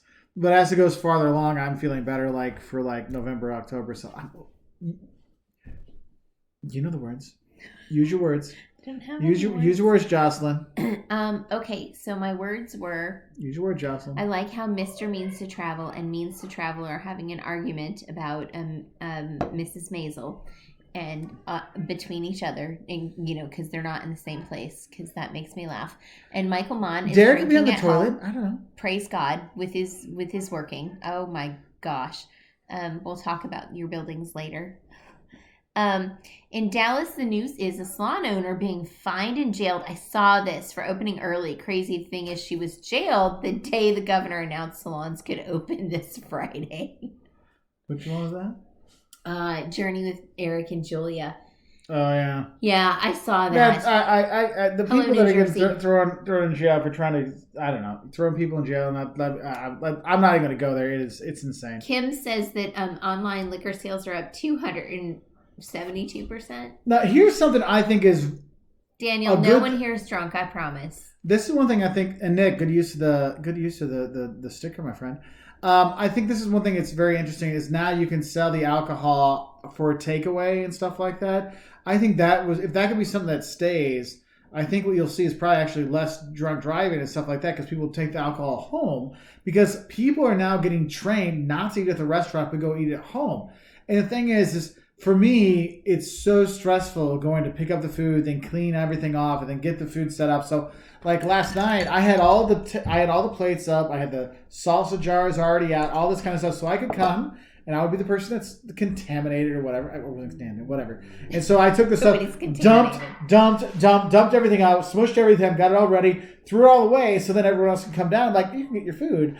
I'm going to go bathe myself to get cleaned up. Baby washed. Yeah. Your hands. We got another new member. Yeah. We're frozen. No, let's find the FP Lobster Gang. Yes, let's find that. FP Lobster Gang. Yes. Hey, that's for we need to be the 70s. That is my husband right there. Oh yeah. My goodness. Jeremy Sides, welcome. Thank you very much. You're gonna like the group. I tell you what, it's fun. Will you ever make Mark wear a wig for Halloween? Yeah. You mean like a toupee? Good God, no. Yeah, I don't think anyone would fall for like, oh, Mark, you've always had that full head of hair. A lot of hair. Yeah, I don't think that's gonna work. Oh my goodness. Oh, Mark Finley, I found out a lifetime friend just got divorced, lost his job, organized a group Zoom for him Saturday. Yeah, and I think that's one of those things is just giving people something to talk to because remember, we're now almost 2 months into this. And at first, people were like, we're having our drinking meetings, we're talking to our friends, we're texting, and now we've all kind of gone back into our, we've kind of stopped hanging out with people online, and we're kind of reverting in. There's a few things going on. We all need to, reach out again. I actually put it down in my stuff. You need to write everyone again. You need to get in there and say hi, because that was one of the best things. The best things about the beginning of the quarantine was just checking all your friends, seeing how they're going to do, just saying hi. Because one of my buddies wrote today, it was just like, yeah, I just wanted to say hi, man, and hope you're doing well. I'm like, oh, thanks, Nehemiah. That's really nice, you dude. Oh, I love Nehemiah. I know, I did too, because I'd written him at the beginning, and we chatted for a bit, and something. I was like, are you okay? And I was like, oh, when you get a text message, you're like, are they okay? It's like, oh, just saying hi. I was like, it was real nice. I have one friend, and when she calls, I always think someone's died. Because she's had to call me several. We don't talk on the phone. Sandra. We don't talk a whole lot on the phone. Sandra can't. That's below her to talk on the phone. No, it's not. We talk, and when we do, it's a long People, time. I'm trying to get her to say, shut up, Mark. Shut up, Mark. There's a double. Boom. What? Shut up, Mark. Oh, that's 3. Woo! See, I'm trying to help y'all. I'm trying to help y'all by trying to poke the bear. You know what? I'm not on the top of my game. My brain hasn't worked for 2 days because I have done nothing but watch. Does anyone else do this? Do you know I was taking pictures of this room? You be fancy, my friend. I was taking pictures of this thing. So, Father Brown was in this room and had the most beautiful walls. And I took a picture of the TV so that I could remember it. No, it was yellow, and it was kind of like a Japanese Next screen. on Walter's World DIY. Okay, guess what? Jocelyn wants to do that. But I can't really do things like that to my walls because my walls are covered in artwork from our travels. Sloan Mama, I just became a member on Patreon. Y'all are stuck with me now. Heck yeah. Welcome awesome. To the club. Welcome. How do they get on our Facebook page? We have to invite them, right? Yeah, I have to invite them because it's a private page. So we actually have a normal Facebook page for Walter's World you can go to. We post stuff on there and things like that. But for the patrons and the members, there's a super secret special members club where we have stuff on there. And so I'll post something here later today, or I'll post this here in a little bit on the community page on YouTube. And it'll be on there to let me know. And then on Patreon, on there, you can just send me a message on Patreon to give me, and then I'll send me the email you want me to send the invite to. Because Facebook private groups, oh my God, they are the most pain in the butt to try to invite people to. So just send me an email you want it to go to. Yeah. So there is that. So welcome. Very cool. Oh, Emperor King is in Ottawa. I got to get that 511 hates out there. Still waiting for your message to make sure I got any good Ottawa stuff, my friend. If I need to put anything new in there. So, because I thought about putting that out for tomorrow, but then I was like, I still don't have the 5/8. Anthony Stone says, but before I go, I'd like to say one more thing. Shut up, Mark. Oh, Anthony. I threw it in there. Making sure no one's driving home tonight. You're all sleeping where you are. Nobody's driving from the sofa to the bedroom. That's right. So for finishing school, Jocelyn had a great promise for the kids. So the last day of school, actually Liam's last day of school, when he finished his work, the boys were downstairs watching a movie, and I went down to sit and hang out with them. And they asked me to sleep. I said, "Are y'all sleeping down here?" And they said, "I don't know, maybe." And they were like, "Will you stay and sleep down here on the sofa with us?" And I was like, "No, but I will when you finish school." So I was gonna do that tonight, but I don't want to go down there. It's already 9:15. I want to have like a full family movie night. So tomorrow we're gonna just line up a bunch of movies, and we're gonna watch movies and eat popcorn and lie on the sofa. And that is where I'm gonna sleep with the kids. That will be their celebration. Usually the last day of school, when we pick them up from school, we have cans of silly string hidden in the car, and they don't know when, but at some point Mark and I will turn around and spray the holy heck out of them with silly string, and maybe chase them around the parking lot. Who knows? Like, it's just a fun thing. Yeah, if there's school, not everyone finds it as hilarious as we do. Of course, there was one year, because usually your principal about pooped your pants. Yeah. So I'm usually teaching Europe like the last few years, so I'm actually here for it this year, and we don't get to do it. But it was funny that I remember one year, I guess it was 2014, you did it. And I was gone for 4 weeks teaching, and so I was gone by myself. She was alone with the kids, and yeah, well, it was a different time, But anyway, and so I got back home. Hey, I want to say hi to Tanya and Dave. Turn It Up World's in the house. Hey, Turn It Up World. I know you've been telling me for a while, and I hadn't said hi. I want to say hi. You can watch our replay of their awesome live feed on their channel. You can check that out. I just saw it too. No, but it was funny because when I came back and they picked me up because we only had one car, and I'm like, what is all this stuff? Because they didn't clean it out. So it melted and integrated into the back seats of the car. I didn't clean it out like that minute. There's some. Shut up, Mark! Drank. Okay. So anyway, no, we went to the park afterward, and it melted between, the hour that we were at the park. It just melted into. Don't give me the side eye. I was out of the country for another 3 weeks, and it was still in the car. I couldn't get it off, dumbass. Oh, I see. God, I'm the clean one. Just understand that I do the cleaning. Mark helps occasionally, especially when I've been in bed for 2 days. Kitchen sure looks damn clean to me. It does look clean to you. And you did a good job. Exactly. To me. Hey, guess what? To me. You're amazing, and I love you, and you're my favorite human. Shut up, Jocelyn. Shut up, Mark. Focus on helping our fellow travelers. Mark has been Franklin for Halloween. Oh, Thomas. That could work. That could do. MGH, I bought tickets for Hans Zimmer live concert in Dublin 2021. That'd be cool. I hope things will be normal again by then. I would think by then we'd have something more. Oh, let's all just pray on that, please. We're a great family. We're crazy. I don't know about great. So, happy. Liz from Means to Travel is having a discussion with her buddy Derek, because I don't know if they're still married now after this conversation. They're going back and forth here. But wants to know is, you're supposed to say that we should take the train to Machu Picchu so I can win the debate I have with Derek. So, if you're not a big hiker and you're not big on altitude sickness, then maybe the train would be best for you. Liz, I'm going to tell you my personal opinion, and don't get mad at me. Y'all are young and you do not have children. While you can hike it, hike it. But hike it if when you get there you are not dying like I was of the altitude sickness. So we did the train, and the train is awesome. Actually, what I think the best for me, right now, if I didn't have my children, last time we went, we had the boys and Mark's mom and dad. So I think that if it had just been the two of us, I would have done the 2-day hike probably.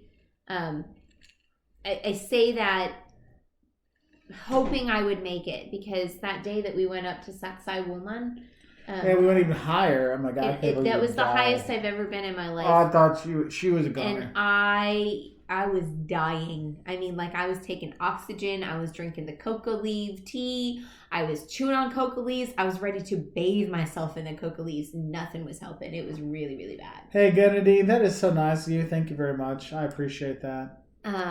So, Rebecca Point, new video alert DIY. Yeah, there you go. So 808 Fee says, hey, who else gained weight in quarantine? And only gained 1.5 pounds. Yeah, she's doing good. I've done better than I thought I would. Like, I looked at the scale today. I'm like, oh, that's all? That's a good thing. That's like, if I very went to the bathroom. Oh, God, please don't talk. Shut up, Mark. Just shut up, Mark. Just shut up, Mark. Shut up, Mark. It's a quad. Mr. Blonde said, where did you get the Pause for the World t-shirts made again? So the company that does all of our printing, they're called Campus Ink. They're the ones running the Pause for the World printing stuff for us. They do a really good job. And so if we should talk about Pause for the World again. Pause for the World is an initiative that we have started to help people make ends meet while, we're under this economic mess during quarantine. So if you are a dog walker, if you are a hairdresser, if you are a church, an organization, anybody who is you can't pay your bills, and people might want to buy some shirts to help you out. Because that's what you do. Because some people they won't just give money. Like, that's the thing, is you gotta have some. That's why you'll see where with fundraisers there's always a dinner to go along with it. Oh, I'm not just giving money. Oh, there's a dinner and I can talk to people and I can have some drinks. I'll donate more. I'll do something, get something out of it. And so this is one way. People, they'll get shirts or like the sweatpants or stuff like that, and then $10 of that goes to you. Okay, to help them out. So go right down here. pausefortheworld.com you will get a referral link so people can buy shirts like this. Yeah, that one's my favorite. The one. And the thing is, if you go on your phone, you're gonna just see pictures you're only gonna see shirts like this. You won't see the fun ones. You got to click the menu button and click the fun stuff and things like that, and then you can find those. And you know what? If you don't have a referral code, if you want to get some of these things. All the shirts have been sold that do not have a referral code goes to our local Meals on Wheels, which helps out families that can't get out to get food. And there's a lot of families that need help. And so we're trying to help out that way. So do grab some fun. Elliot L says, how can I become a member? Elliot, there is the link down there. Okay, so if you want to be a member, go to patreon.com. Yeah, it's in the information down below. So you got to turn off the chat part and then go in there and look in there. And there's a patreon.com/WaltersWorld. Or if you want to be a member on YouTube, you go to the join button and click that. It'll give you some options. So if you go on to Pause for the World, this is what you'll see. Like this, okay? And then you're like, oh, they only have the shirts like this. So what you need to do is you're going to see this button here. Poke that and it'll pop up. Can you tell the kids are out? The kids are out. You can't really see it. It says pause wear the sweatsuit just for fun. And you click on just for fun. And then they'll have all the other shirts will pop up here so you can kind of scroll through. A dongle party, air hugs, stuff like that. I've been wearing this shirt for 3 days. Yeah. All sorts of good stuff. So all those things there. Mo is going sailing tomorrow because the Chesapeake Bay opens. That's awesome. Boating should be legal because, come on, there's lots of fresh air, right? Nick Barnett's, I'm really sorry. You're going to kill those playing the Shut Up Mark drinking game, saying that so many times in a row. I'm really sorry. It was because I really meant it, not because you guys should drink. Okay, hugs. You realize she just said it again by saying that. You don't need to point it out because Nick also says we're going to die of alcohol poisoning. I am so sorry. I won't say it anymore, at least for 5 minutes or until he irritates me again. The train and the crazy bus to Machu Picchu is worth the experience. It's a ride you'll never, ever forget. Turn It Up World is so very right. That bus ride up and down the mountain. I mean, I said this in their live stream on Monday. I was literally stifling a scream the entire time. It was like the whole way up and down. Because it looks like you're going to fall off the edge, and you really feel like you were. Because everyone, they get paid by how many trips they take up and drop off, so they go up as fast as they can. Hey, I do want to give a couple shout-outs to some of the super chats that have come through that we were not notified about. Paul Tipton, thank you very much for the super chat, buddy. We appreciate all your support, my friend. Very kind of you to support us. And then there was another one. Max Hall. Max, thank you very much, Max. Appreciate it. And then there was another. I hate it when these things pop up. I know, because usually, because I know like you all get like that little thing up there, and so we have a different thing that shows up, so we don't see that. Which is, I'm like, why wouldn't they tell us? Christian says the Tennessee honey got us rolling. Yeah, it will do that. But be careful, because I found this out. So when I used to work in Lithuania as a marketing and branding consultant, and we went and worked for this company called Stumbras, and we helped them come up with long drinks. And in Lithuania, if it's your best... Oh, shit, fire. You did not teach them long drinks, and I just said poop fire. No, we were helping them come up with ideas for new drinks. You have never bartended 5 minutes in your life. Yet somehow we came up with fantastic ideas, because I might not have been a bartender, but I can drink. Anyway, so what was cool is we got to go there and we got to try like the scientists and stuff like that with their beakers and stuff. And so we're in Lithuania. If someone's your best friend, you say, "Oh, we keep bees together." Like only like really tight friends like keep bees together. And so like, oh well, medus, which is honey, is a big thing. So we had all these honey things, and it's like, okay, so they made all these honey flavored, honey inspired, honey infused long drinks, like mixed drinks, which were fantastic. But since my boss was driving, I was the one who had to test it all and give it the impression later. No, that's not true. I have had one worse hangover in my life because the sweetness of the honey and the alcohol together made the freaking worst hangovers ever. God, Mark, it's Jack Daniel's honey. There's no flippin' honey. It's just Jack Daniel's honey. It's just a drink. There's no honey. Wow. Someone's all kinds of whatever. Anyway, there is no honey in there. That's true. Mr. Blonde, who came with the Pause for the World idea? Ow, dude!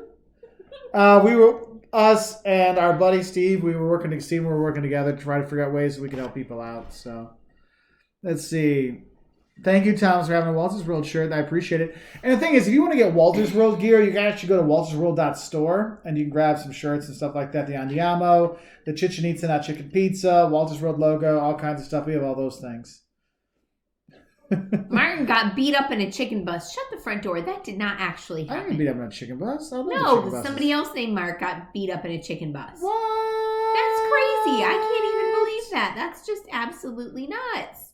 Oh, Lee Bridget, I just said shut up, Mark, to my cousin. Oh, why should I? You say that. So we're in real trouble here. So Jocelyn is making her own interpretation of the hashtag Shut up, Mark. See, I thought it was going to say shut up, Mark, but no, it needs to be the hashtag shut up, Mark. So she's working on that. So that will be out the end of the month? Well, I don't know. Steven can only print, so I don't know what Steven's printing capabilities are. Yeah, well, we'll get your design ready, because there's people that that'll need. Be done. There's people that need that. Okay, we will get that done. Kendrick Lamar, J. Cole, they're both good.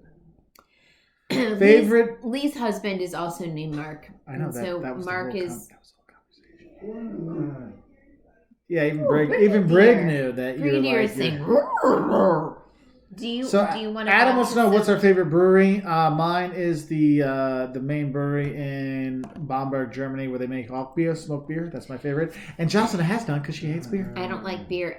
Tanya, I'm gonna guess that's you saying, "Oh my God, Joss, did you just say yes, poop fire?" Yes, she did. Yes, and I left off the other half: poop fire and save the matches. No, this is not G-rated apparently tonight. Yes, Terry's gonna get one. Just so she can be like, yo, Mark, baboom. She's just going to wear it all the time. That's right. Like me, because I'm going to wear it all the time. That's right. That's right, Nick. Read between the lines. I'm glad someone else knows what's going on. Somebody else knows what that means. Thank you, Christian. We love you, too. Yes. Way too many wet willies. Oh, my goodness. You guys. We all love liquor very much. Okay, so we just got a big jump again. Ooh. Jasleen asked, I only got the first half of your question, but it said, how would you spend a week in Vermont? I didn't see the rest. Vermont is a really cool state to just wander, drive, enjoy it, see it. Great little shops and artistic sort of communities. No, I put it in a little bowl because of my 500,000 pound, 45-foot long pork loin. We don't have any room for the ice bucket. It's true. It's a horrible situation. Mm-hmm. Wait, there it is. Vermont and the Berkshires. I haven't been to the Berkshires. So leaf peeping is incredible. I loved every minute I spent leaf peeping, and I've done it in Vermont. I've done that in Maine, New Hampshire a little bit. So I have a couple videos specifically on leaf peeping, and I got a lot of hate because I know, but there was the one I got a lot of hate because I was like, listen, this is like the home of Eddie Bauer, so don't think you have to dress up. Oh, that's right. Or not, or was it LL Bean? I don't remember which. Pissed. Oh my God. These people got really mad. They're like, well, you shouldn't just wear that, blah, blah, blah, blah, blah. And I was like, well, I wasn't saying that. My point was that you don't have to get dressed up. Like, it's, flannels and jeans and be comfortable. So, anywho, there's that.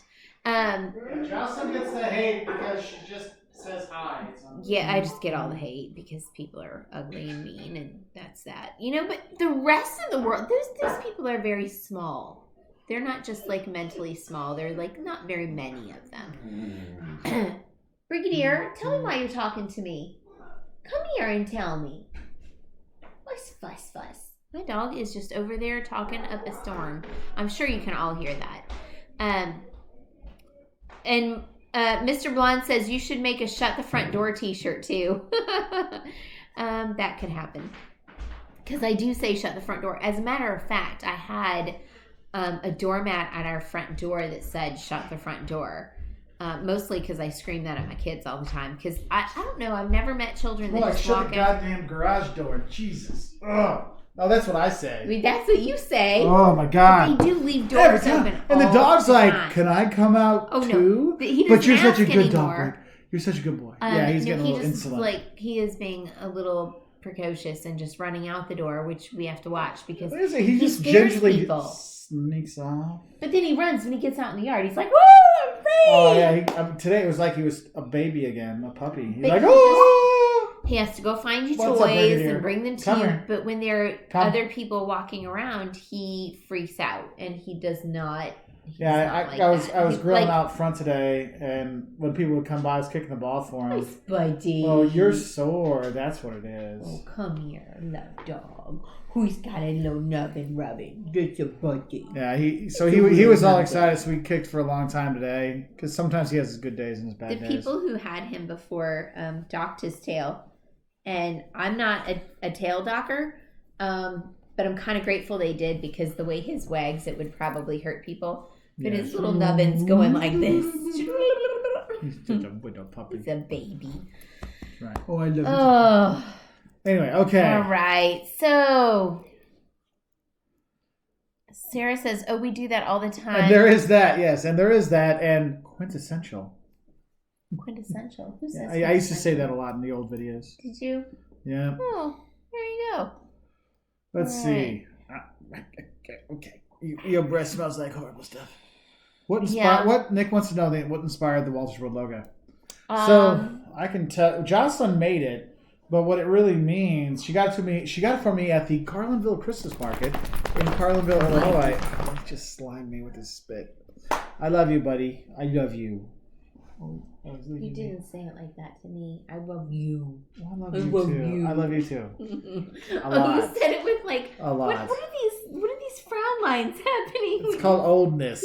Old love. Really old love. Put stuff in there. Old love is good love. That's right. So the thing is, the reason why we've kept with the train motif for the logo and not like updated to something cool and like what everyone else does, because train travel. Are you saying my logo isn't cool?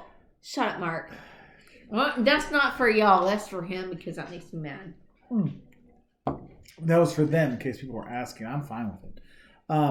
Because everyone travels by train. Because, like, there's first class, second class, all kind of stuff like on planes, and there's lounges and stuff. When it comes to train, it doesn't matter if you're rich, if you're poor, if you're a student, if you're a family, you travel by train. And so that's why Walter, hey, everyone goes by train. We're all equal when it comes to train travel. It is such, like, everybody knows it. It's universal, right? Like, it's just a way of getting you from one place to the other, whether it be, and it doesn't have to be some kind of big international thing. It's just moving from one place to another. Mm-hmm. So, all right. So, Rebecca Point, road trip question. How safe do you think it will be? Family in South Carolina trying to get me to come visit, but I feel like people there aren't taking it seriously enough. Thoughts? Here's the thing is you can still control your exposure to stuff. The big issue you're going to have on a road trip with exposure is going to be, one, getting gas. That's your big thing, getting food, and then your hotel. I mean, if your family's been quarantined and stuff like that, you can at least have some kind of control there. I know for us, we're looking at road trips for the summer, and we've thought about RVs. MGH. Oh, MGH, night, buddy. Wow, I would hope so. It's a little early there. Yeah, 3:30. I think you're going to see, like with the road trip stuff. I mean, if you can do the RV, it's great, but if not. And Jocelyn was going to talk about this on our hotel and apartment video, like going forward, because Airbnb has a new what we would like you to do, but they can't make it. And hotels have the requirements.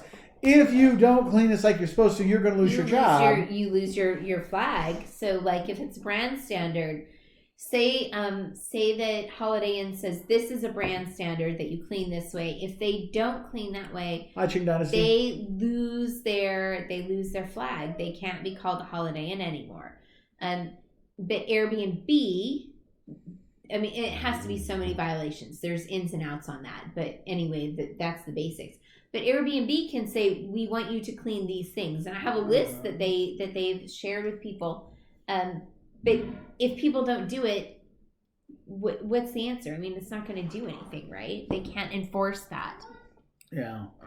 Yes, Killer Crow. I wish we had more trains in the U.S. as well. Or at least, I wish we had fast trains that were on time. That's what I really like. Thomas, if you love modern trains, you really need to go to Japan. If you haven't already been there, that's going to be right up your alley. It's awesome. Henry Martinez, thank you very much for another super chat, buddy.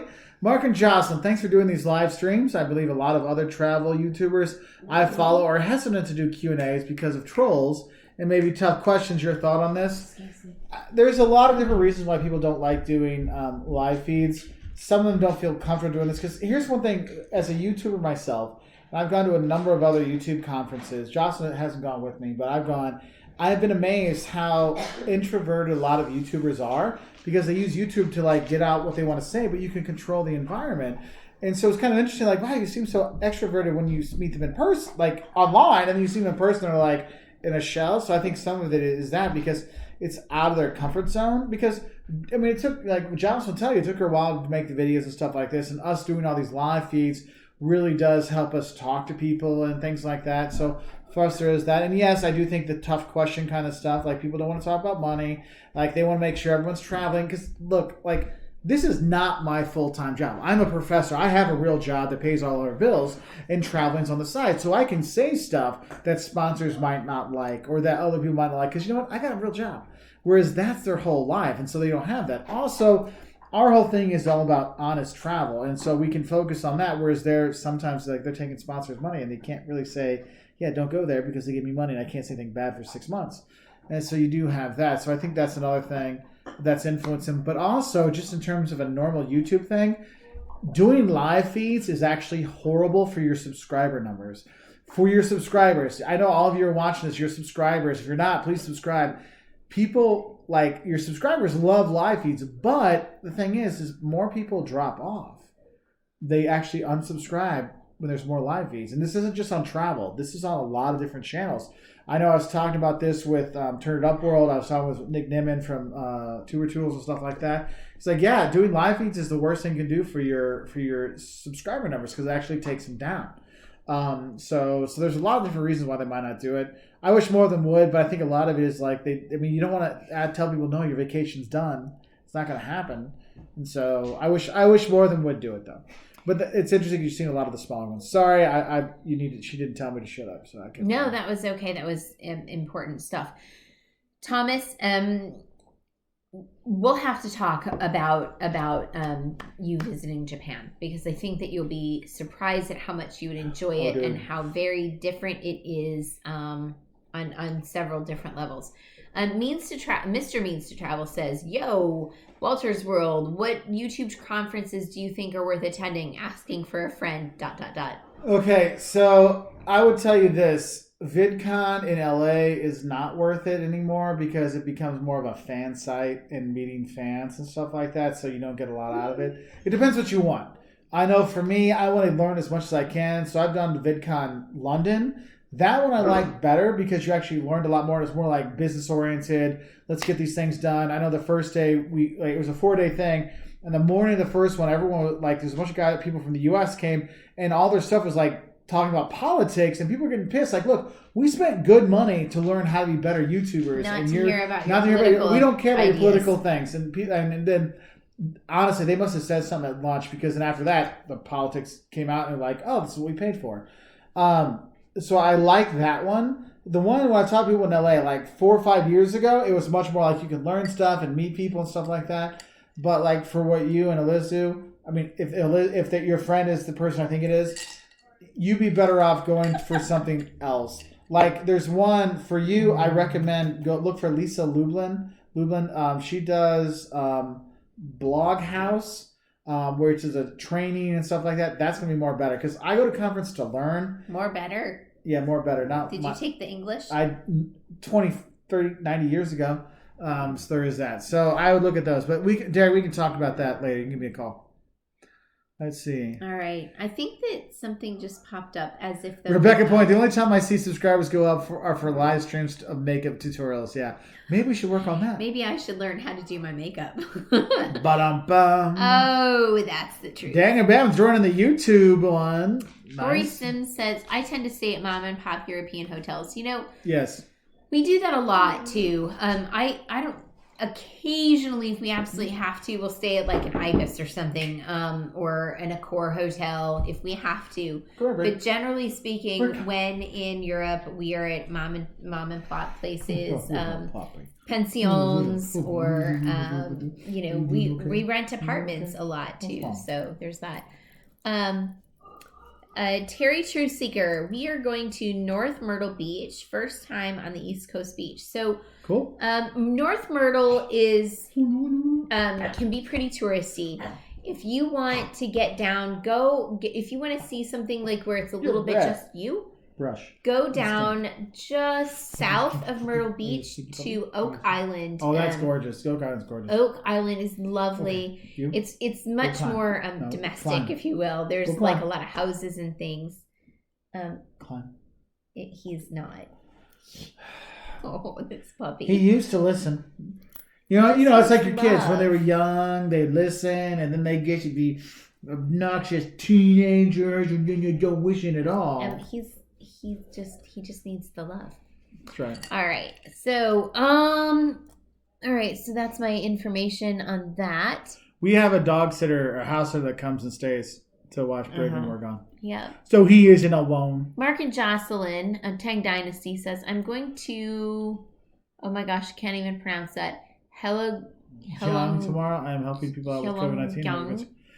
Thanks, buddy. And tell your brother I said hi to. He was on here earlier. So Shang Dynasty and Tang Dynasty. You guys are brothers. Yeah. Got it. So they were on here. They popped over on Professor Walters a few times too. Very He's cool. a good boy. All right. Okay, Greg, can you... Oh, my... Wow. There's more hair on my shirt than my head. Laura Stainford says, drink for my birthday on Sunday. Cheers. Happy birthday, Happy Laura. birthday. Hey. Stop poking me. Why? Why are you poking me? Why do I suck? We could have had everybody drink with us if you would have said. Everybody, it's Laura's birthday. Shut up, Mark. There you go. Gosh. Someone's slow on the uptake. I was there for you, Laura. I was there for Wearing you. makeup on a fencing. I don't know. It jumped. We got another jump there. It jumped and it said something about wearing makeup on fencing. And well, I would not suggest trying to fence while putting on makeup. Oak Island for the win, Poker Rebecca. Island. I'm glad you know Oak Island too. It's a great place. One of my good friends' mothers lives there. One of my good friends lives. She lives there again. Hush. Yeah. Down. So Nick Peterson, I have euros and British pounds burning a hole in my pocket. Just have to hold on to it. That's right. And you know what? Here's the thing, people. When we do get to go travel, all those people are going to be very happy to be getting our money because we are helping out their economies, their families. I mean, that's the thing is like you don't really think about when you travel. You think, oh, I'm on vacation, have a good time. But you don't realize that money you're putting out there for the hotels, for the restaurants, that means someone that night gets to go home and feed their family. Someone gets to go and pay their rent. And when you stay in a big hotel, when you leave €5 for the person who cleaned your room or re-ice or whatever it is, every time you do something like that, and particularly in poorer countries, when you leave a tip for somebody, that you have no idea what that means to them.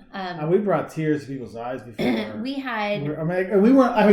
like, it was $10, and they're like, thank you so much. The lady that cleaned our room, we stayed in Rio at the hotel for 3 nights or 4? We were there for a while. Yeah, 4 nights. I think 4 nights. At least 4. But I had rinsed out my kids' swim clothes and left them hanging in the actually they were lying on the floor of the shower. They were lying on the floor. But I'd rinsed the sand out of it, and the woman cleaning our room washed them, hand washed them, hung them out. I mean, she had taken any clothes that were out. She washed. She physically hand washed, and she hung them out, and it was just And so we left her a tip every day, and then when I left, I had a couple of dresses that I had planned on leaving with someone, and she was a little shorter than I was, but about my size, and I gave her 3 outfits, and she did have tears because Anyway, just remember that you make impacts. Like when you travel, you can make an impact. So there's this commenter, Tosh T. Hey, Tosh. Who has been with us forever. I think Tosh T was on Walter's World before I was. Anyway, so what are we drinking tonight? So Jocelyn, what's going to be your next drink? What have you been drinking? So my first drink was Gentleman Jack with a splash of bitters and a couple of cherries. My second drink was lemon vodka with bubble water and a couple of cherries.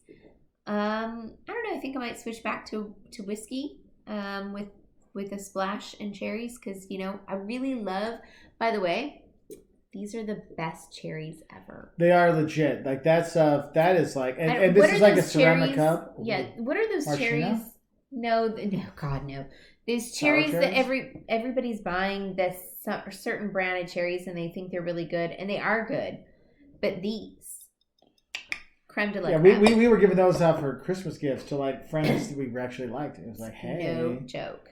That was nice. So good. I had a 4-pack of a local brewery that my students used to work with, and I told my students, you got to get them to can their beer. They never would, and now that COVID came, they started canning. So I actually that was the Budweiser guy, the distributor. That was the first time he was putting those beers in the thing. They were not there before. So I got the first 8 cans of that beer I put in my local grocery store.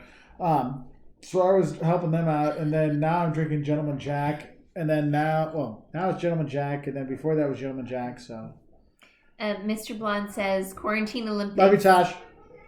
Featuring How Long Can Jocelyn Go Without Saying, Shut Up, Mark. There you He's go. He's just trying to get me to say it at this point. Oh, look. It's a game, oh, look. Isn't it? My glass is almost empty. Oh, is it empty? Dami Isu. Don't do that. I am not a thing. Juan Rodriguez asks, Mark, ¿cuándo vienes a Colombia un día? La idea es que vamos en tal vez la primavera que viene. pero todavía no sabemos porque con toda esa mierda de corona, vamos a ver, porque la idea principal, vamos a para Natal, Navidad, pero ahora tenemos que mudar mucho, cambiar muchas vacaciones. Entonces la idea está marzo, abril, vamos a visitar. Si tienes ideas, mándame un email y dame algunas dicas, algunos tips. Gracias. Let's see. Jewel of Troy, back at it. I'm glad you're here. Just want to say May 6, 2020, Happy Nurses Day to my fellow nurses. Yes, thank you to all the nurses out there. You are rock stars, helping people get through all this. And for those nurses that have been furloughed because their area is not getting, they've cut stuff out, I am so sorry for that. That is actually, nurses, you can sign up for this as well and do the Pause the World to help out your families as well. But all the nurses out there, Jocelyn's mom, for those who don't know, her mom was a nurse. And she just, did your mom retire last year? Her mom retired like the end of 2018. So a lot of nurses over there for that. So that's really nice. So thank you very much to all the nurses. And glad to shout out. I don't have a drink. Where'd she go? She must go to the bathroom because like she's not in the kitchen anymore. So there is that. Let's see.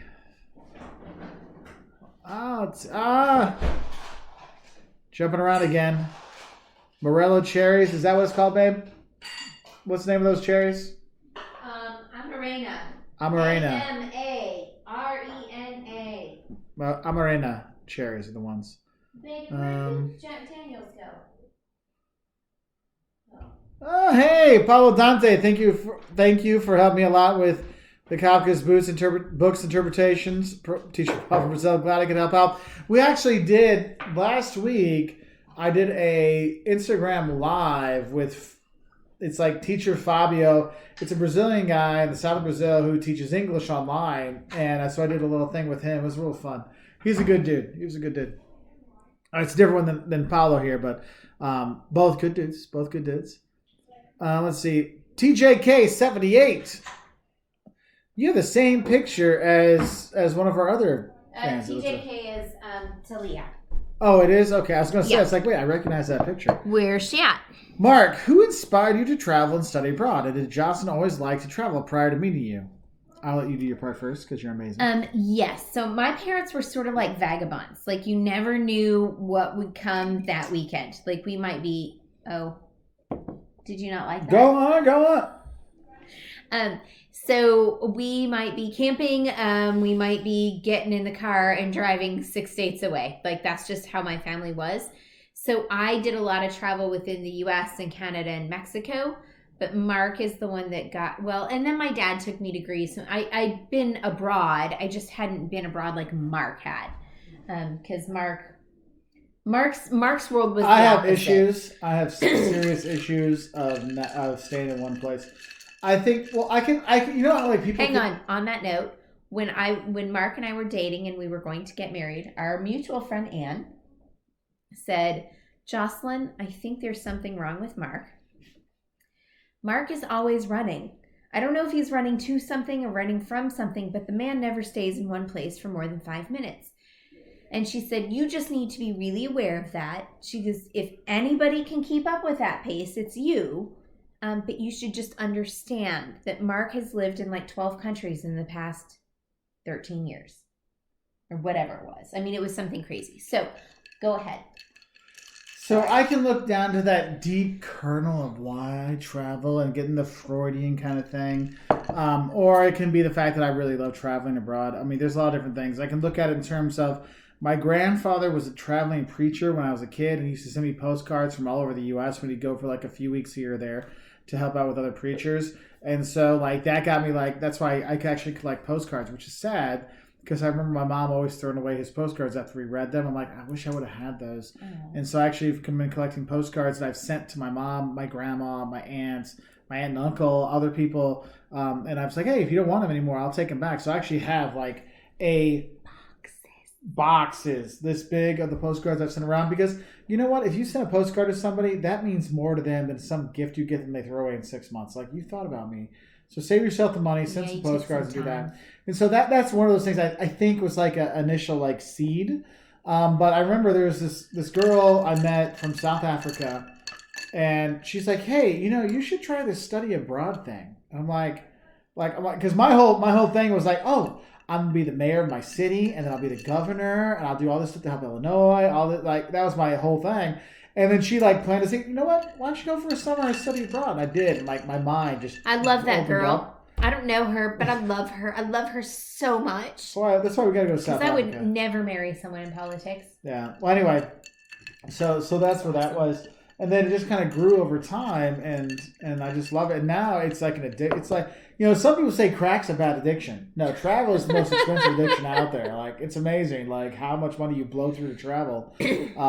But it's been a really nice thing, and you get to see all these places now. I can take Jocelyn and the boys around. It's just like, I know. God forbid, die tomorrow. I know my boys will still like. Remember when Dad took us here, and remember when we were with Mom? God, yeah. They always have that, and I'm just we've been so blessed. I can't say thank you to God enough. So it's awesome. That is so true. So hold on. I want to one. It is Nurses Day. Happy Nurses Day to all of you out there on our front lines fighting the fight for us, and thank you. We appreciate you. So, Daniel, my favorite top 5 cities in the world, I can't do 5, but I can do a bunch I really love. If I go just big cities. Paris, Rome. Yeah, Paris, Rome, Prague. That's my 3 big ones from Europe. I love Tokyo was cool, but I actually go with Kyoto over Tokyo. In terms of China, I like Xi'an over Beijing, but she'd go Shanghai over Xi'an, which is way above Beijing. No. I would go with Xi'an first. Let's see. For South America, Grenada, Nicaragua. You like Grenada for South America? That's your favorite one. See, for me, Cuenca, Ecuador. João Pessoa. João Pessoa. In northeast Brazil is my favorite. What's the one I really liked in northeast Brazil and Bahia? Bahia. Yeah, I liked Bahia a lot. So why did you say it like that? No, I'm not as big a fan as you. I like a little bit farther, but you haven't been there. I've been a lot of places. Oh, look, did you get that booger off my face? No, but your tongue. Are you sure? Look, there's no booger there anymore. Your beard is rather scratchy. I just shaved this morning. Oh, it is stubbly right there. Uh-huh. I guess it is the not 10 o'clock shadow. Anyway, oh wait, we got a big jump again. Sorry. Oh, and we missed another super chat. I'm sorry. Ecofetti. Grazie. Oh, long-time fan from Texas. Thanks, y'all. Hey. I'm a new mom with a 4-month-old. Congratulations. Hashtag jealous. Hashtag jelly. Is there an ideal place for us to travel as a family this year in the U.S.? Open to any ideas. Thanks, y'all, for what you do. So, one, I am so happy you want to travel with your little one, because a lot of people just say, oh, they're little ones, they won't remember. It's not about them remembering. It's about you remembering. Learning to travel. And then learning to travel. If you're coming from Texas, God, what are some good places for young and... it won't matter. You can go anywhere with them. With a very small person, like 4 months old, one of the best things that I found traveling with our kids when they were very small was that I was carrying their food with me. If you're breastfeeding, it honestly makes life a lot easier because you can just feed anywhere. As long as you're comfortable, and as long as you're comfortable, you'll make tons of milk and everything will be just fine. But that was, like, for me, that was one of the greatest things. Like, Liam was 6 months. Hang on, there was something there. I just moved this over so I could see it. 6 months old or 6 weeks old when he went to his first, like, I don't know how many countries. I mean, the United States was his 6th country or 5th country, and he was 3 months old when we came here. No, he doesn't remember those trips, obviously, but it was us learning how to travel with him and him learning to travel with us. Like, he's never known any different. Caleb was the same. It's just that we weren't all over Europe like we were with Liam. But they like to know some destinations. So some places that we like to go with our kids, I think, are kid-friendly. One thing is, you're in the U.S. The U.S. is very much a kid-friendly travel destination country. Some of our favorite ones that I think are good for people with little kids that can have a good time. If you're going to go to California, I would say San Diego. Another place that could be kind of fun is, like, for you, is like New Orleans. Obviously not. That would be a good one. Because the thing is, all that partying kind of stuff, yeah, it's on the French Quarter, but it's Bourbon Street during the day. You can go see a lot of things, enjoy some parks and stuff like that. And you can do so much else. Savannah. If I had to choose between New York and Boston, I'd probably go with New York over I wouldn't do Boston. either of those this year. Well, not this year. That's true.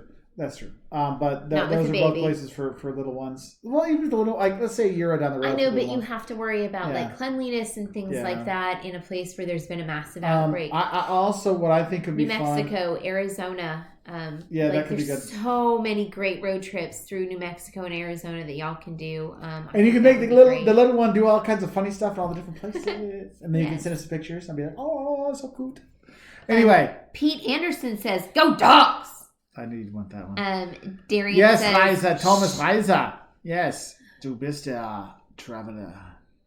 Go, Justin. Reiser means traveler. I didn't know that. That's cool. Reisen is to travel. Reiser. Oh, that's really cool. Or maybe his family was in the choir. Mari Posa says, Mark and Jocelyn, thanks for the video on art as great travel souvenirs. The art that I bring home from my travels, they're like magic. Sheltered in place, I lose myself in my paintings, etchings, and dream. Me too. Yeah, that is one thing. It's like, because we have our a wall full of... And it's nice sometimes you just kind of sit there. And usually I do that actually in the late fall, like before Christmas. Because that's when I'm really thinking about where we're going to go for next year. Because I like to buy a lot of the stuff like in December and stuff like that. And I just kind of like look and you're like, oh. Yeah, and usually November you're stuck at home. And you're like, oh. But anyway. Can anyone out there read lips? Nothing, darling. What you say? I say anything. My lips move.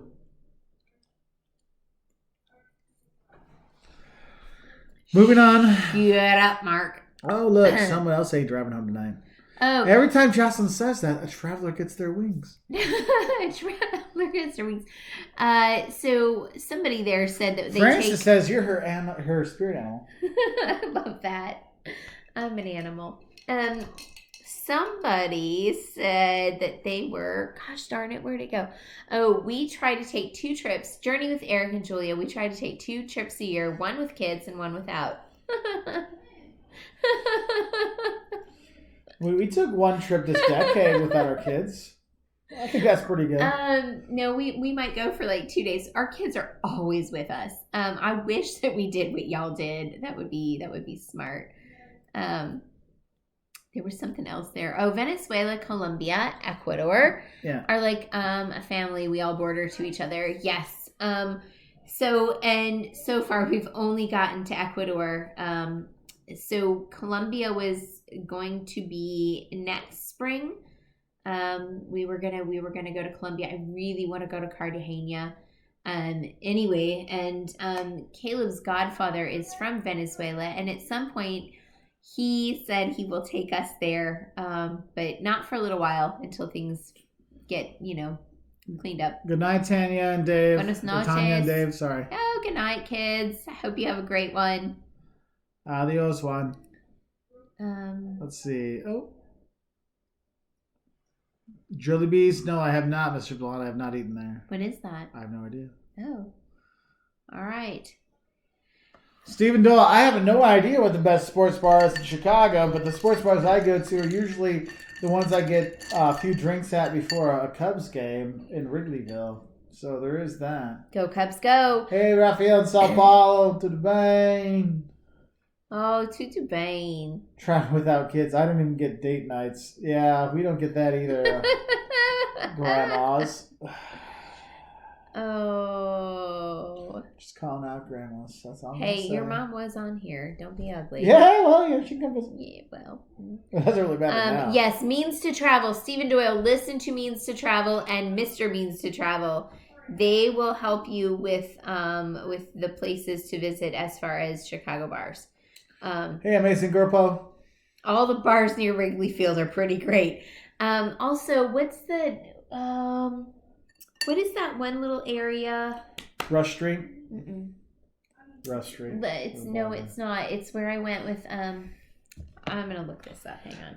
Anyway, so there's one. Do your kids love traveling too? So Sue, yes, they do, and they actually do miss it. Like I think for them now that school's over, is like we've been playing video games, staying at home.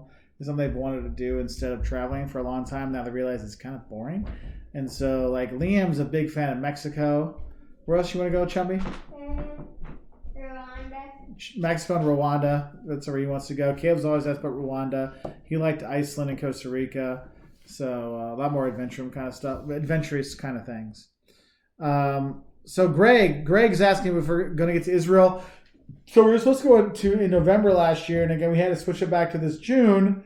Obviously, with what's going on, we don't get to go this June. So it is in the plans. I actually have all my notes ready. I've already got them printed out. It was all there, and then we had to nix it the day before, and I'm like, ugh.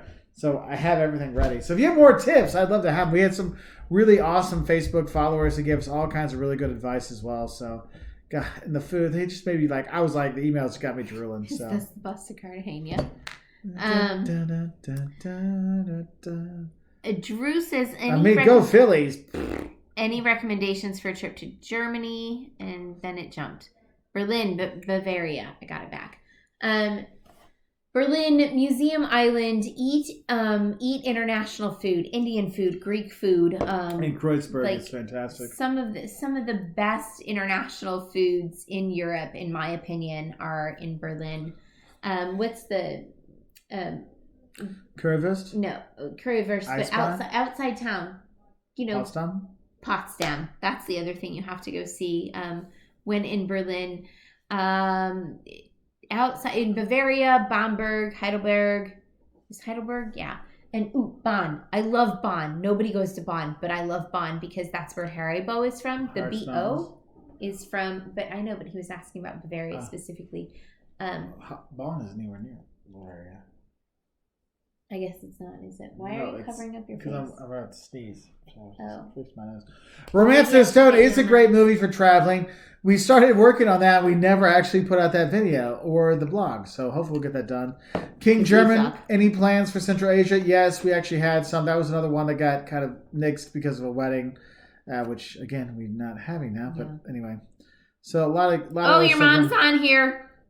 The Kathy of the Walters. Kathy. I'm still here. I think it's time to go. Good night. Good night. Love you, Mom. Good night, Mom-in-law. And see, you called her out. She calls me out because we love each other and we know we got tough love. Yeah, She's had my dad and I yelling at each other before, so it's fine.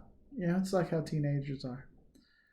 TGK, let's talk about that anxiety sometime when we're messaging, when we're doing a DM on Instagram. Because I am seeing this. Let's talk about that because I have some ideas for you that help me. So Mr. Blonde, John Cena is a hero. He has made over 650 Make-A-Wishes. That's awesome. That is awesome. I would totally do.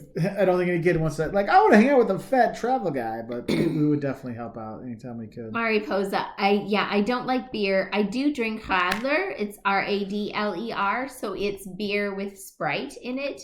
Beer with lemonade. Or lemonade, whatever. They call it lemonade, but it's just Sprite. Anyway, and I will drink one of those here and there, but I still don't like beer, and it still makes my belly this big. I'm not a huge fan of German food.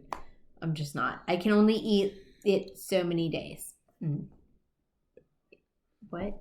You can eat it one day. I can eat it 2 or 3. If you get me Indian and one day is German between. food, another day is going to Irish pub, another day is eating Indian food. Okay. And Greek food, because the Greek food in Berlin is excellent. Freaking awesome. As almost, it's like. Hola, Jose, en El Salvador. Come algunas pupusas para mí. Tengo que comer más. We had a really good time in El Salvador. We had a good time there. It was a great place. Michael, I can't wait to get back to Canada as well. I know traveling's kind of out of our thing for a while. Kim, I'm glad you like Jocelyn's Target blog. It's very nice. Hey, if you want to read some of our blogs, you can actually go to waltersworld.com, and Jocelyn has her quarantine blogs on there. What we do is we write kind of some of the the blogs are Jocelyn long, really well written, awesome blogs. And then we have short blogs of our 511 hates or the don'ts or the tips or shocks. So because we actually got a lot of requests from people that are look, my boss doesn't like it when I actually watch videos. So could you do a blog version of these videos? So we have blog versions of the videos there too. So you can look on there. So go to waltersworld.com and check that out. So we have those. Also, those cool shirts you see going by, hey, you're on mute and stuff like that. Right, Mr. Blonde. You can actually pick up some of those at pausfortheworld.com, which is down there. You can see that. And actually, for every shirt bought, we give $10 to. Well, $10 goes to Meals on Wheels. We've actually raised now. I think we're at $1,000 to them, so it's really awesome. But if you are an artist, if you're an organization, if you're someone that needs help to make ends meet, you too can sign up for Pause the World, and they'll send you money. $10 for every item sold. Not just every order, but every item sold, $10 goes to you. So do check it out. So it could be really helpful. And if you want some of the shirts, grab them. There's some fun ones there. Our go-to is Meals on Wheels, is where our donations go to. So if you don't have anyone else you want to support, so there is that. Chris says it would be cool to have a mask with the pause button. Oh, damn, that would be really cool. Let's talk to Steven about that. Well, he did ask about masks because he had a thing, but I thought that would be like taking advantage. We didn't want to. Yeah, we don't want to capitalize on what's going on. But you know what? If there's a call for it.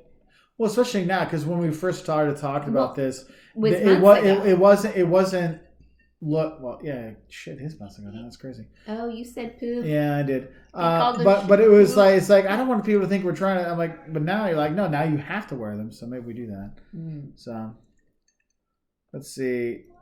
I just jumped again. I'm sorry. James Scaffel, Miller High Life is the best. So speaking of the High Life. Apparently, so we had our engagement party in Savannah, and at that time was when Yingling was really big in the South. And so I got a bunch of Yingling and the High Life. And shockingly enough, Josh's like, that's the only beer I drink. So I got that. Miller.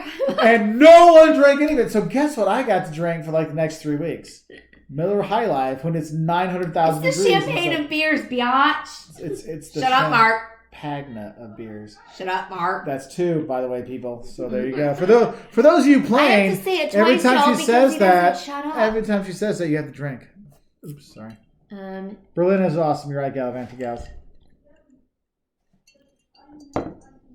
So Gallivanting Gals, who's the one typing when you type? Berlin is awesome. We loved Mufasas. I haven't been to Mufasas. Yeah, who is typing, ladies? Amit, red wine or white? It depends on the season and what I'm wearing. If I have white on, I drink white wine. I just like red wine a lot, but if I'm going to mix it with some Aperol, it's obviously going to be some bubbly. Some white? And it's going to be Prosecco. Prosecco? But which would be white, you're right. Let's see. I like wine. Just generally. Look, hey, you know what? Giselle likes wine too, so I think we should respect Where's Giselle? Right there. I like wine too. I like wine too. Let's see. The champagne and beer. Take a drink.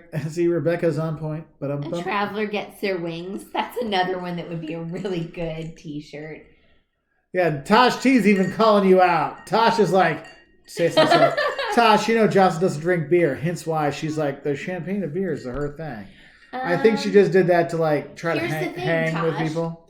When I drink... Oh, please enlighten us on your... When I drink beer, my stomach is like I'm 6 months pregnant. But if I drink Miller High Life, it's not... It's like 4 months pregnant. And that is the difference. It has nothing to do with how it tastes. It's just about how fat it makes me. Well, at least she's honest. It is. I'm always honest.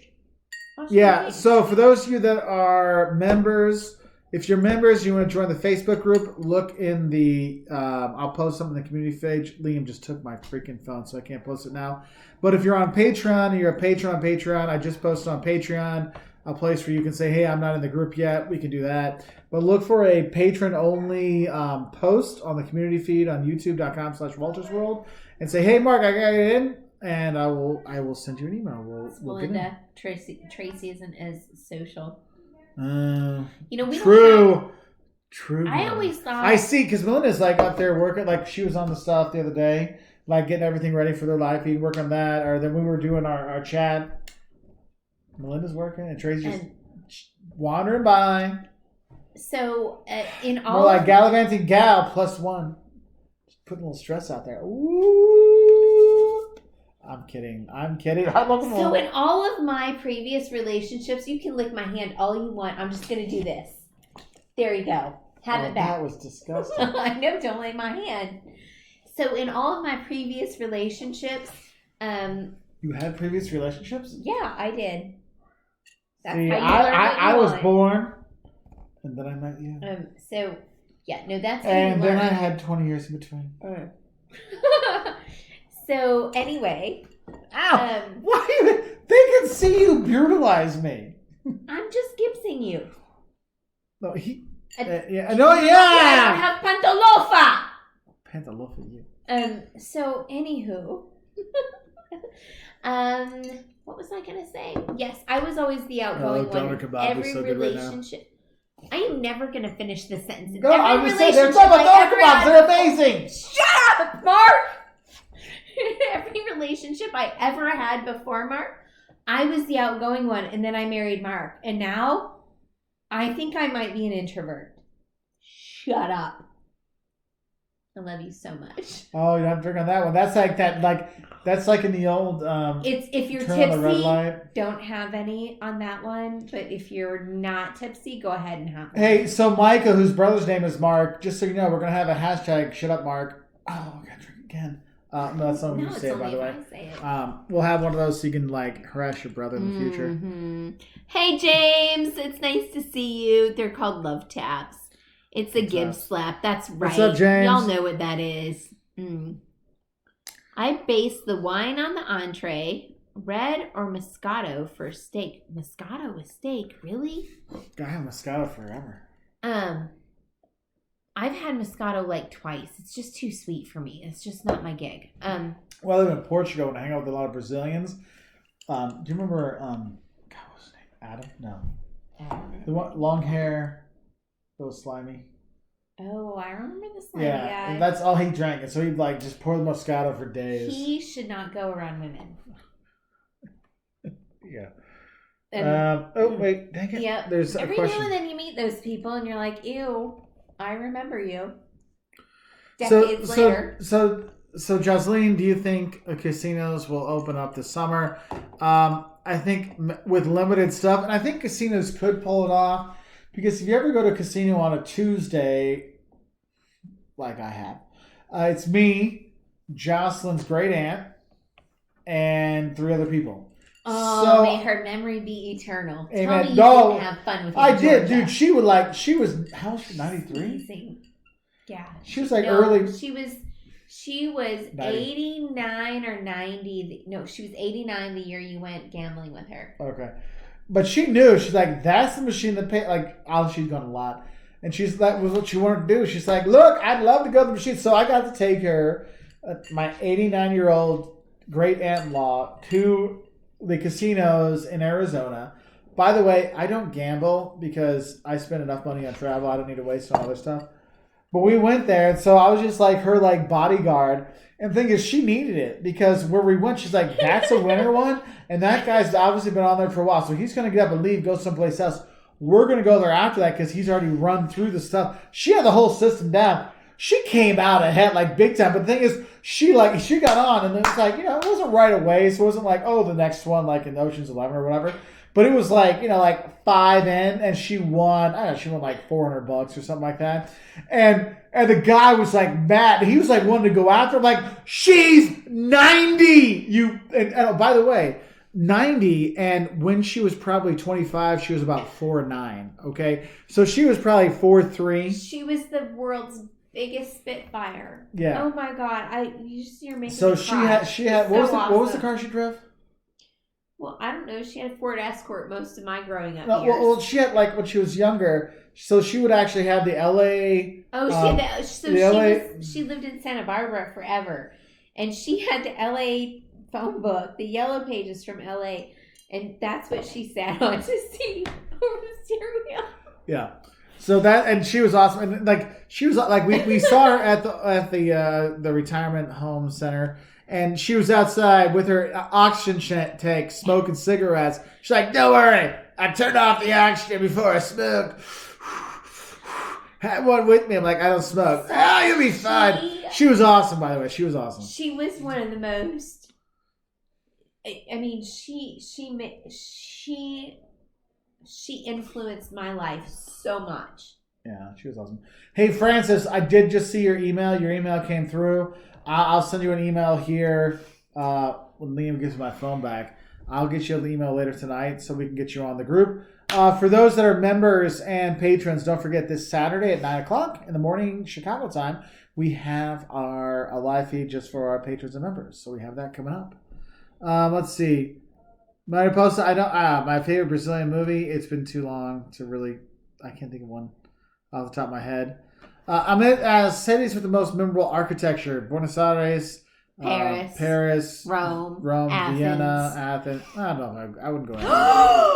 Shut up, Mark. And I mean that full heart. Are you flipping kidding me? Well, no, are you on the drugs? No, I'm saying there is some cool there is no nothing. It is Athens. Oh my God, it is Athens. No, because it had to be rebuilt, and so I'm just saying. So with Athens, there are some. Try and validate your point. Nafplio would be a better architecture place. Are you flipping kidding me? The Acropolis is awesome. You're dumb. Name 5 other buildings. There's a gazillion. Walk down the freaking streets. It's not just the architecture. It's the built environment. My God. Well, she didn't ask that. That's part of the built environment. All right, I can understand your You're point. a bad man. We're getting divorced. Oh, yes, Jose, I gotta see. I wish we had pupusas. They were so good. I do love pupusas. I also love my husband, even if he's an idiot. My arm hurts because someone beat it. So Mary Posta says, Mark, my name, by the way, what really goes through your mind when someone addresses you as Walter? I get to giggling when I see that in a YouTube comment. Then again, it could be the libation in my glass make me giggle. Making me titter. Okay. She said titter, which is a far better word. So, like some people, it's funny because some people will say, hey, Walter, I've been watching your videos forever. I'm like, and I just kind of chuckle. I'm like, hey, and for me, I'm like, you call me whatever you want. I'm a college professor. I've been called everything in the book.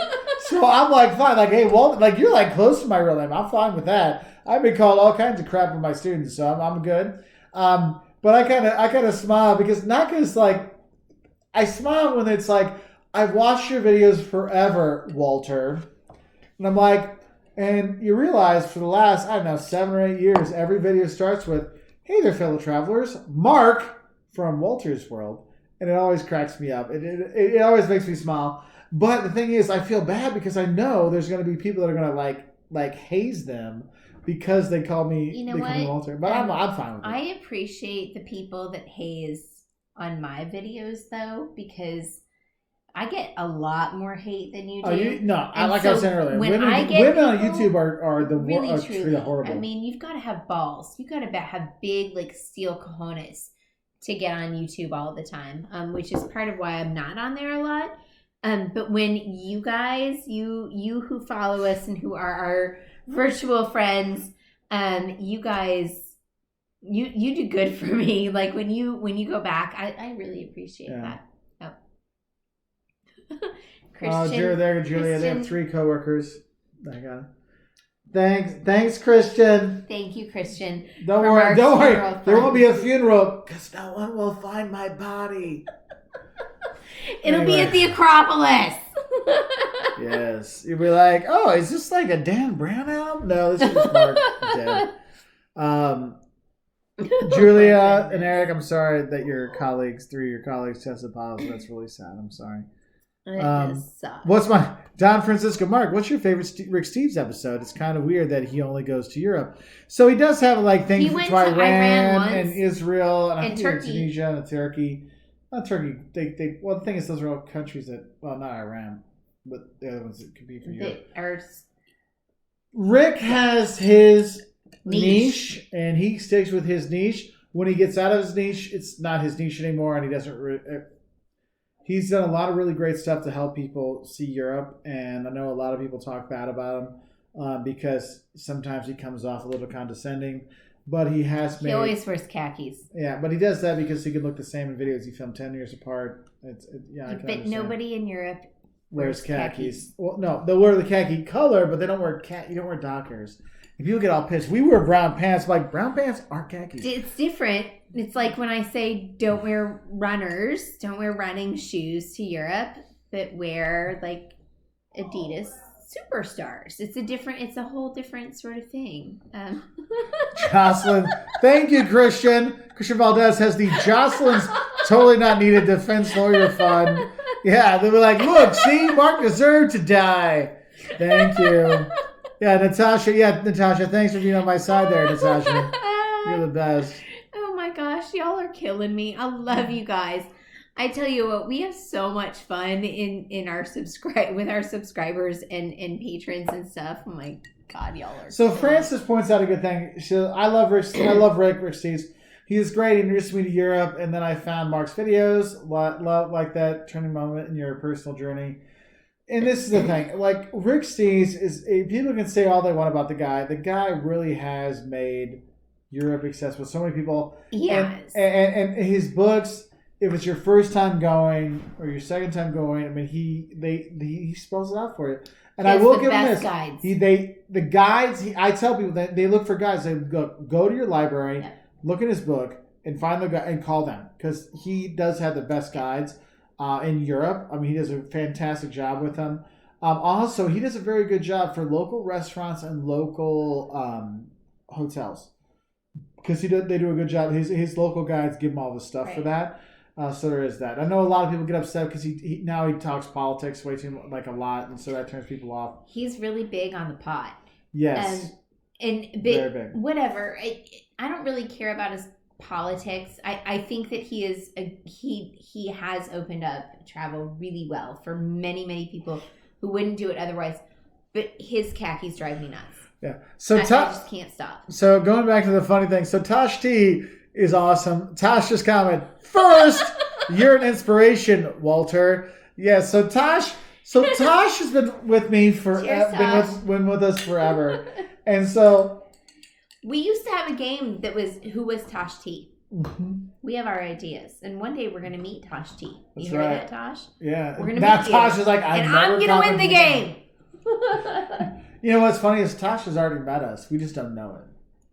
Tosh is like Kaiser Sose. Yeah, but Tosh is awesome. Tosh has given me so many insights from his working life with people that I've shared with my students and stuff like that. So Tosh, thank you so much. But Tosh's biggest thing is like you'll get these comments first. You're an inspiration for my channel, Walter, and things like that. Which you're like, I'm obviously not, and so it's kind of funny. Yeah, there's a lot of that when people are okay. And Francis says, I do love Rick. He's great. He introduced me to Europe, and then I found you. Okay, so I do want to say, we make fun of Rick Steves' pants a lot. But we don't make fun of how but we don't. Help people. We do not make fun of Rick Steves' travel, because he really is hugely knowledgeable. Actually, I'd like to hang out with him. I think to hang out with him, you probably have to smoke the pot too. Oh, I know. Because it was a couple summers ago, he had some videos out that he was just filming on his phone. And he was in Portugal, where pot was legal. Well, certain kinds of illicit substances in some countries were not illegal. Illegal. He was filming. I'm like, dude, how can you put this online? This is like, He was. Of course, here we are drinking and making videos. Yeah, we're here. We're doing. Who am I to judge? But you know what? It was funny. But you know what? Bless his heart, because the guy does what he loves. He helps people out. Let him do what he does. So it's cool. I think that you got to respect the guy. Yeah. However, if we're going to talk about TV people doing what they do, my favorite would be Joseph Rosendo. I think that Joseph Rosendo... He is awesome. He is... If I could meet anyone, that's who I'd want to meet. He is my travel hero. The guy is so... Unfortunately, we can't afford his tours. No, we cannot afford his tours. Mark and I actually looked at going on one, but they were just too expensive. He's brilliant. He's open-minded, and he's kind, and he has... Honey? What? What am I making? Oh, ice. Jack. There's ice. Ice. You know what? At this point in the night, why don't you have some of that lemon vodka with that bubble water? Hush your mouth. Rinse out your cup. Just do as I say. Yes, ma'am. He isn't going to do what I say. anyway, Joseph Rosendo is just, he has a heart of gold, and he is out there like promoting the good in everything. It's not just, he's not just looking at where to stay and what tours to take and the typical tourist stuff. He's out there talking about the culture, and he's experiencing it, and he is like Mark and I, where we jump in the middle of the crazy, and we get in there and we do all of it, and I think it's really, really fun. No shame, I'm doing it. Let's learn. Yeah, he doesn't mind. Like, I mean, going out and dancing in groups of people and whatever. You have no idea what the dance is, but you're gonna do it with him anyway. Like, that's my man right there. I would love to meet Joseph Rosendo.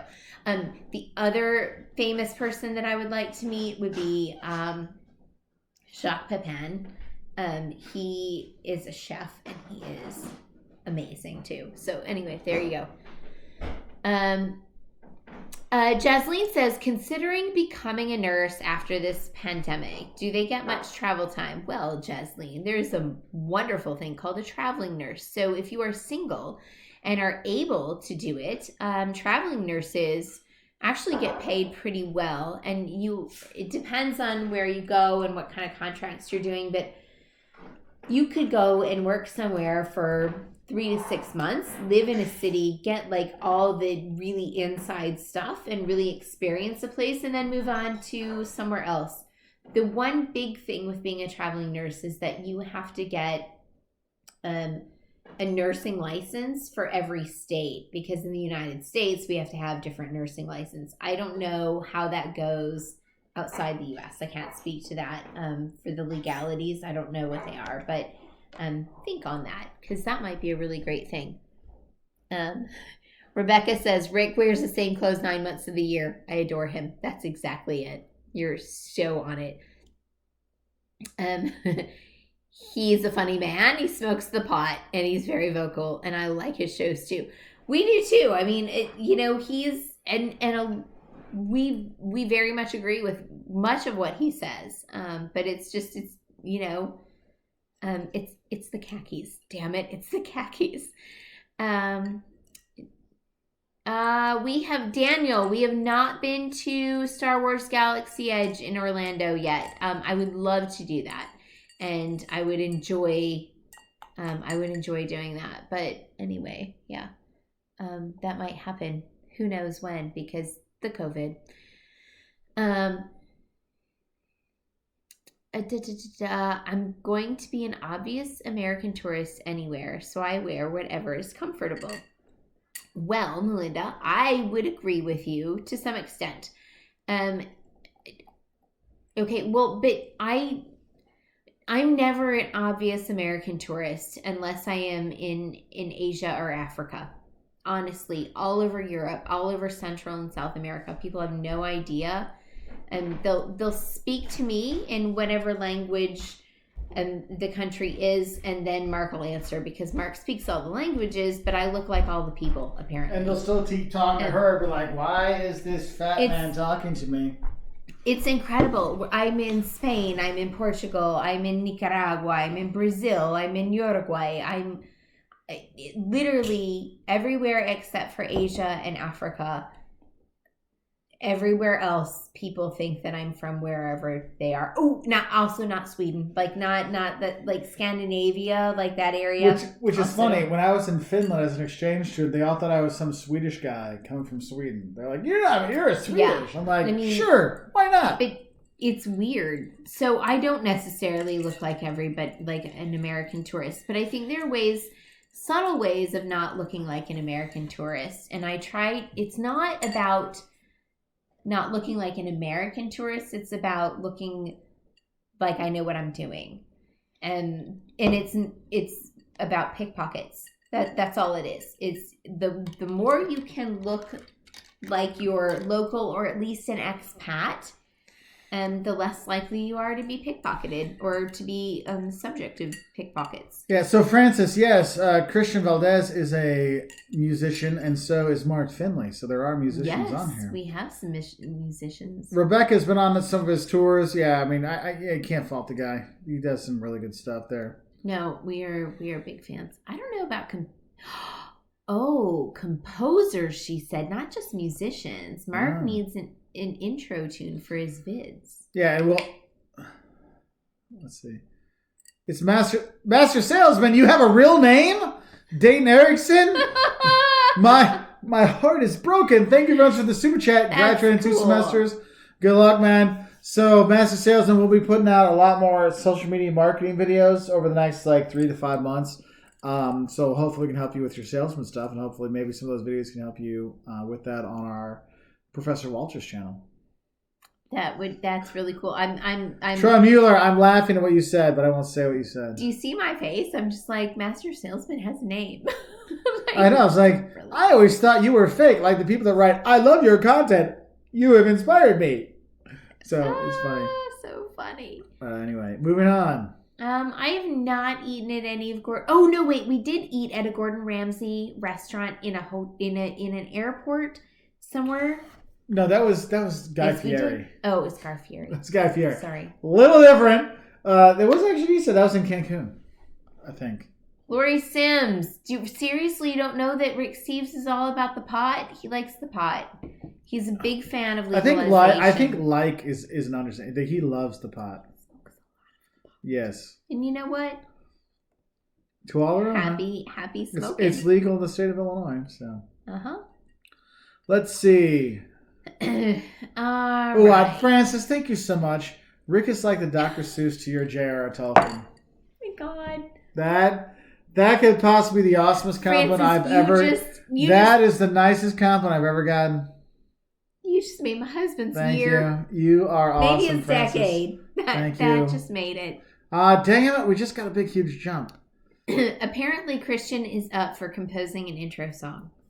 Ooh, because we need intro background music stuff for our new 10 facts videos. Because we have all this stuff we want to give just fun, quick things. Because it's going to be more for a Facebook, Instagram kind of stuff. I will put it on YouTube as well, but it's going to be like a fast, quick, here's 10 fun facts about places.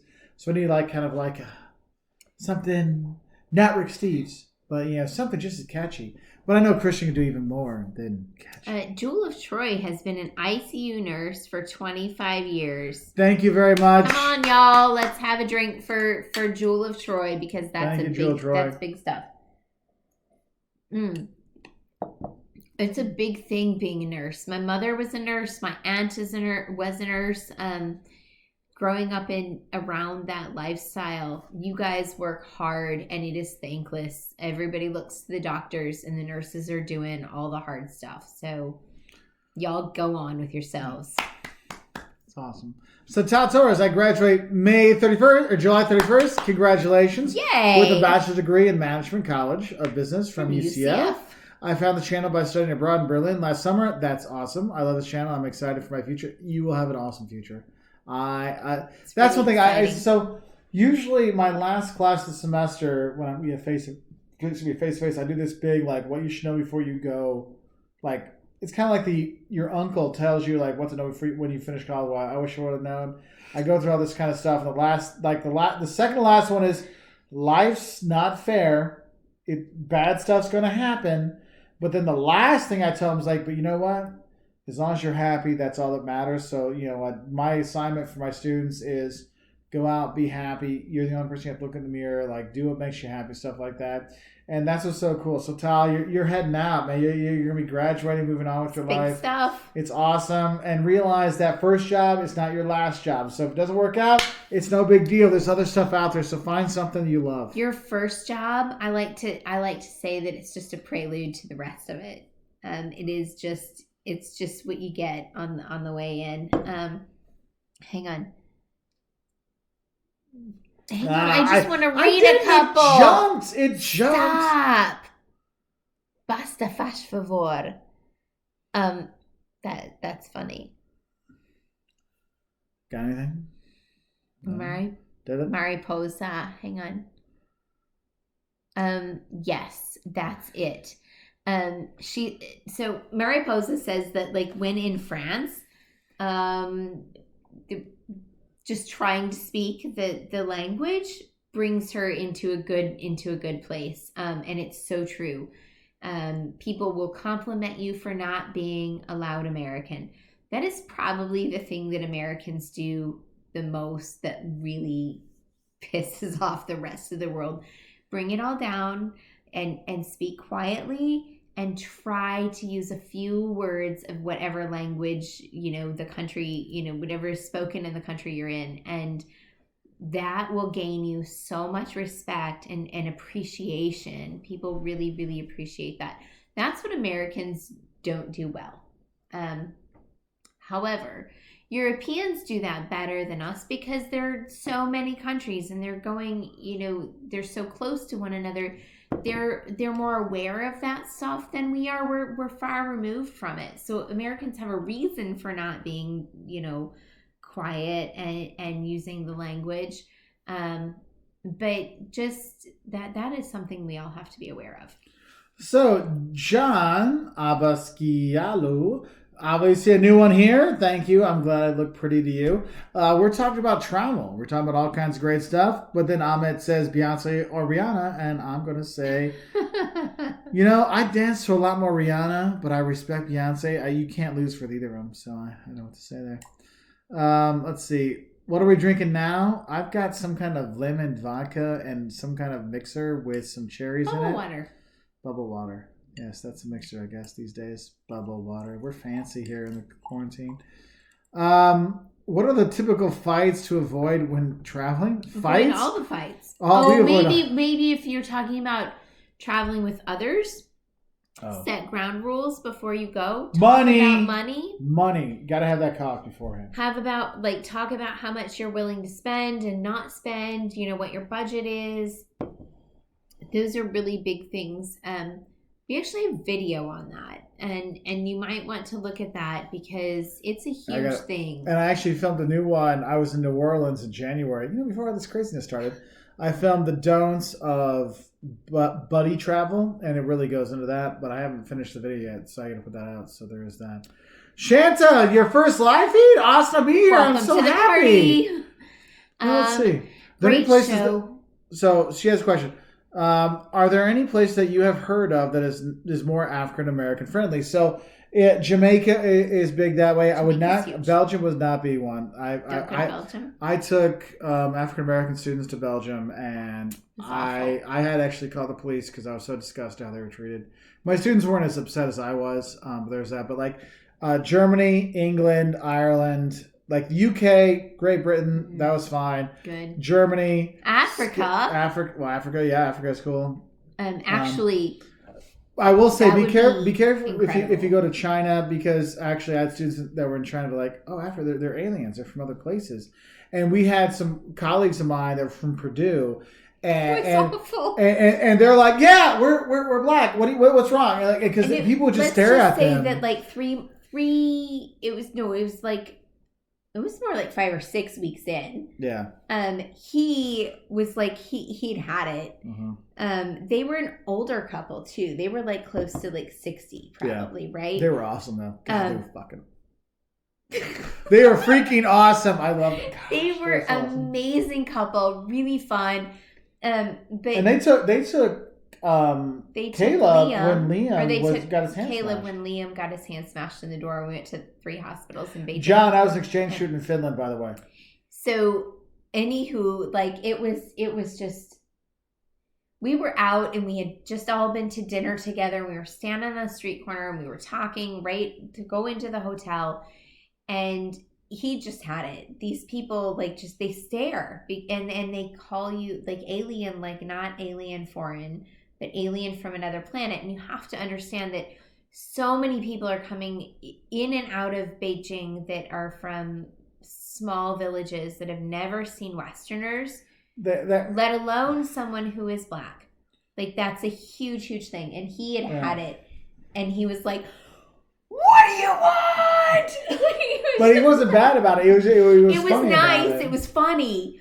But I mean, it was. But it tells you how it is, because I would have people, because I'm fat, and they're like, they see my belly. They would be like, and they're like, can we take a picture? they get excited. I'm like, yeah, and then they look at my belly. I'm like, and I'll be like, you can rub my belly. So they're like, oh, it's like they do this, Here, No, you he do. would No, say you rub my it's belly okay. out. And they do But this. then like do the 30 finger people would be here doing this. to get the picture for Buddha for good luck.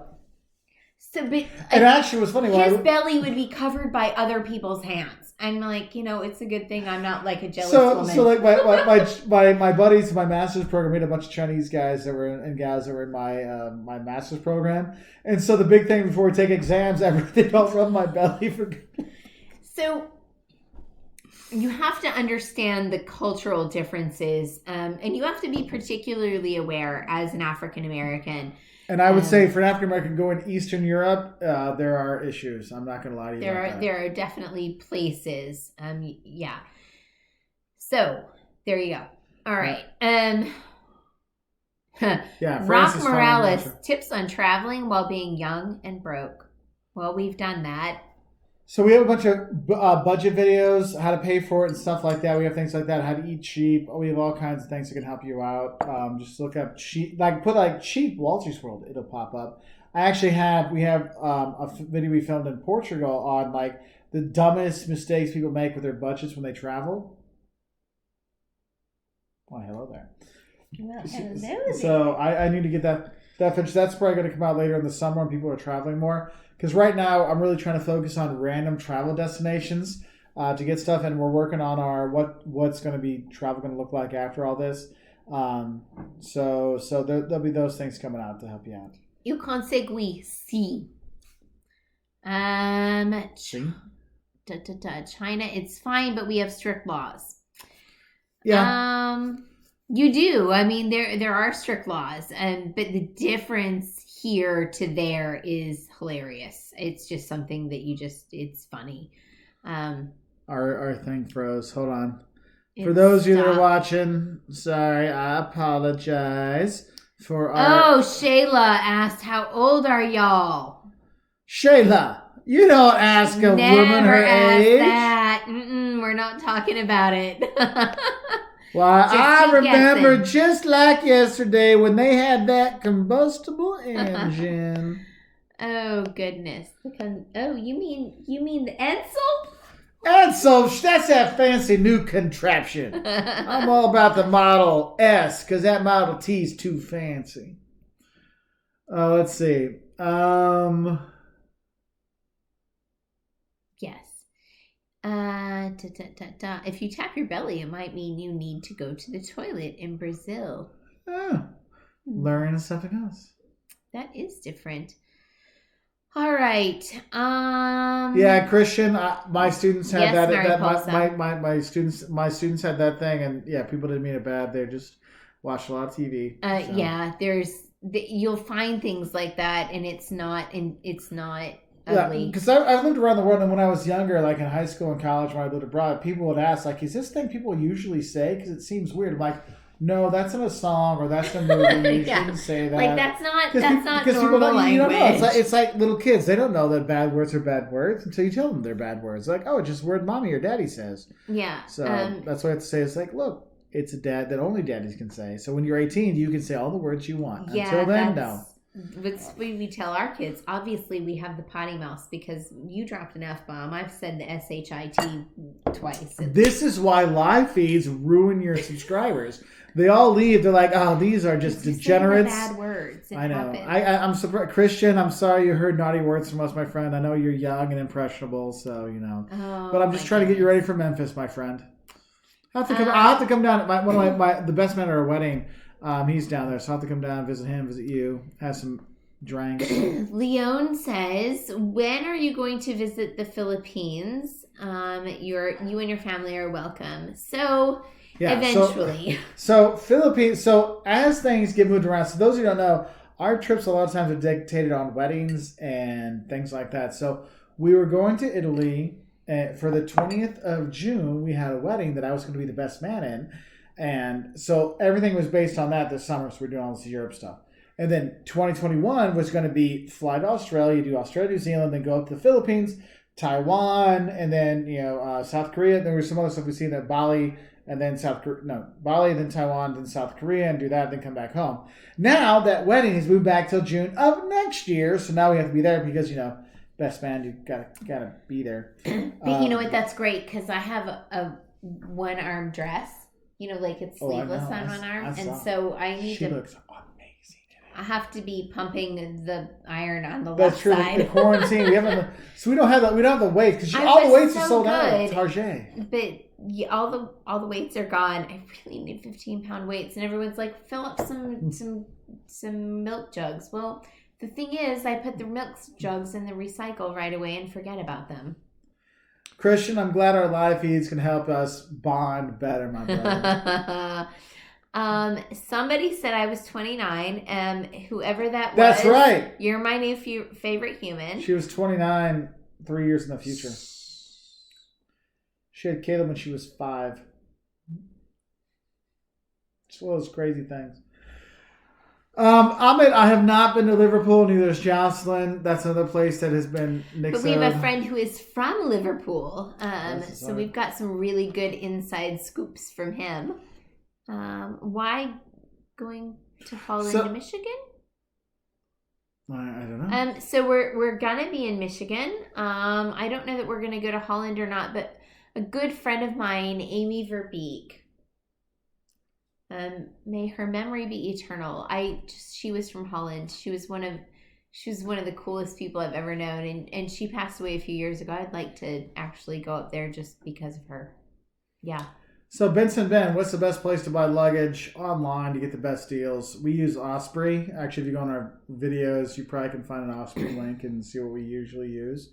The thing is, some people don't like Osprey because it doesn't give, but Osprey's like, look, you're going to fit in the carry-on because you can't expand it more than this, and it'll go in the carry-on and it'll work fine. Osprey's not cheap, but Osprey also has a lifetime guarantee. And it's not that their stuff lasts forever. It's just to give it back to them and they give you a new one. They will give you a new one, or they will fix your old one, or they will give you a new one. It is a no questions asked kind of guarantee.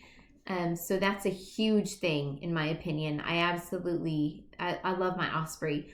Our original Meridians have changed. So Mark and I have old Meridians. We bought a new one for the boys a few years later for them to share, the smaller one. And I don't like the newer one quite as much as I like the old one. Yeah, it really doesn't. It actually fits about the same because I've taken it a few times. Amount of stuff. But how it sits is it's a little bit, if you're gonna wear it as a backpack. So ours had it has the hip, so when the Meridian can be a wheeling suitcase that you drag along with you. It's got several different great little handles, or you can throw it on your back. You have this thing where you pull out a big harness, and it goes over your shoulders, and also has a waist belt. And our kids' waist belt is literally just like a hook. It's just Ciao, consegui. Fica bem. Boa noite. Boa noite. And where it just put hooks together. But ours, that harness has padded hip things like you would have on a large. Because I don't have enough padding, so I did the extra padding. Well, I don't. I know you don't have any. A lot You're on my skinny, headphones. wonderful one. Shut up. They haven't drank for a while. Shut up, Mark. There you go. Drink Talk again. about my skinny. I'll knock you out. You skinny girl. You need to eat a sandwich. Shut up. So anywho, Mark. Yes. All right. So anyway, I got one. Jocelyn, Rock Morales. Okay, sorry. Jocelyn goes first. Jocelyn, have you been to Tiananmen Square? Because a lot of Chinese go there to watch the flag raising ceremony. Also, Taiwan is a country. It's a big topic and something you shouldn't talk about. So we have been to Tiananmen Square. We really enjoyed it. One of the 2 times I had the cops tell me to stop filming. Yes. We spent quite a bit of time there. It was 2014, yeah? It was the hottest summer on record. 2013. No, 14. 13. It was the year the dog died. 14 was Canada. 13, what was that? Yeah, because we went 2 years without dogs. We got Brig in 2015. Okay. You're welcome. So, anywho, Tiananmen Square was one of the hottest places I have ever been because it was insanely hot that year in China, and being amidst all of that rock was just crazy. But we had a great day, and we saw a lot that day. That was the day we met. Oh my gosh, I've forgotten her name now. It'll the come to guide? me in a minute. My guide, yeah. Yeah, together. She and I got to be friends, and actually God, went shopping together later, like not as guide and customer, but just as friends. We had so much fun. I will come up with her name in just a minute. Anyway, Such Rock a good time. Morales. Okay, love to pick your brains. What are your personal thoughts on millennials who make traveling their careers on YouTube? You know what? It's a different world. I say let them do it. The thing is, you have so many people that do it. There's only so many videos people are going to watch, and so you have so many people that are doing that. So you'll see like 5 to 10 years ago, it was the solo travel. Now they're couples, so it's the couple travelers. So do expect the family travelers coming soon from these from millennials and stuff like that. And I say go for it. There's room for everybody. But the thing is I don't think it's a sustainable lifestyle because you don't get the insurance. You don't have these things. Now, they can make some good money. That's one thing I think we have really missed out a lot on because we don't get any of the sponsors because we focus on honest travel advice. And we say, look, we want to tell the good and the bad. And companies like, no, we want a commercial. And so we throw away so much. 2 tears in a bucket. Yeah, it's insane. But that's why I always say, it's like, look and see. They should say hashtag ad, hashtag sponsored, stuff like that. And they don't. And that's why you'll see is there's a lot of them that do it, but they're not very good. And that's what I'm saying. It's like, if there's good bloggers, I want them to succeed. If they're bad, let them do it, and whatever happens. But I think what you're going to see is with the COVID stuff. I'm worried about those people who put they put all their eggs in their basket. basket. That's what I'm worried about. Is all those ones. I know a lot of them that like some are pregnant and they're like, oh, we just bought a new house and they've been living off the YouTube money, and I'm like, that YouTube money's gone because I know for us it's down like 90%. And I'm like, thank God I have a real job. And those ones that's everything's for. And the thing is that travel. Another job. Because YouTube is a real job. YouTube is a real job for me. Yeah. It's just not reliable and steady. Yeah. And so I feel I'm scared for them because they're like, if that's their only income, they're not going to have it anymore. And those sponsors and stuff like that, they're not coming back when this is over. They won't come back for a year or so because the first thing you cut is advertising. Because they're like, look, we don't have the extra money. We're not like, I'm going to fire my ad stuff before I fire my people. And so it's going to take a while until that comes back. So I think you're going to see a lot less out there. But there's one thing I want to go for first. So Stefan, thank you very much for the super chat. I appreciate it. I'm sorry we missed it while I was up there. So I plan to backpack Sicily to Latvia. That's awesome, by the way. In about a year. I may have to claim Latvian citizenship. Is it worth pursuing? I plan to busk and make friends learning the languages now. Any tips? Well, if you're already learning the languages, you are ahead of a lot of people. I have a friend who busks, and he kind of lives that vagabond lifestyle throughout Europe. I wonder if I could get you guys together somehow. Stefan, if you don't mind, you can DM me on Instagram. I'm at Jocelyn Walters World. And I'll see if I can't get you together via Facebook or some other kind of communication with a friend of mine who is doing a lot of that. Right now, I think he is in the Netherlands. But that might help. He gives some help. But yeah, it's worth if you want to get that because I see you're laughing. Your family started laughing. It can be worth it because you have a European Union passport, then you can work anywhere in Europe. So there is huge help. That is a huge help. Yeah. Fika. Sloan Mama, did someone leave because of our swearing? I'm sorry if they did. If I offended anyone, I apologize. But I have a potty mouth, and it came onto him. I have my own. My students will let you know that I thought I gave that to you. Yes, you did. I was a perfect young man until I met you, and my life changed, and I became a better person with swear words. Ching, no. Ching, your English is perfect, man. Fine. It's not broken at all. Are you kidding? I can remember is it hin hao? Hin hao? No, hin hao's no. What's booyah? Is no, I good. Don't want. No, what's good? How? My Chinese is gone. What words I had? 我是 no. So 我是教授. I'm a professor. 我是教授. 民族大学. I'm a professor at the foreign university. 民族大学. So sorry. Actually, I would love to really learn Chinese. I love the We did have an awesome time meeting people in China, man. It was awesome. I love that they don't conjugate verbs. How awesome is It's that? I go tomorrow, I go today, I go tomorrow. It's all one. I go yesterday. Awesome. It's just so great. The reading of it is something completely different. Although when I was there, I learned north, south, east, and west because let me tell you, there is nowhere in the world that I don't think that I can get out and know exactly what direction I'm going, because most of the time when you get off the metro, it's like street names, right? But in Beijing, it says like north, south, east, west, and there may be like a street name under it. I don't know. I couldn't read that, but I knew that I needed to go north, and so I could like figure that out. So although it's very, very different, it actually is easier when you get accustomed to it. It's actually easier for Westerners to travel in some respect. So Josh Parks, what are your favorite non-travel related hobbies? I have none because I work and I have 2 YouTube channels, and 2 kids and this amazing woman. So some people have hobbies. I love ceramics. I love to throw pots on a wheel, and if I could go to my classes right now and throw some pots, I would be doing it. It's my Zen moment. What else do I like to do? I don't know, arts and crafts of all sorts, and I being an artist, artistic, and being an artistically minded person, I flip flop between all of those things. I might be painting watercolors one week, throwing pots the next week, beading a week after that, and then oils the week after that. So, Hey Long Jiang. So Qing Dynasty, I have a lot of Chinese students, and I remember when I came back from China, I could actually pronounce the words. My students were so happy. It was really cool.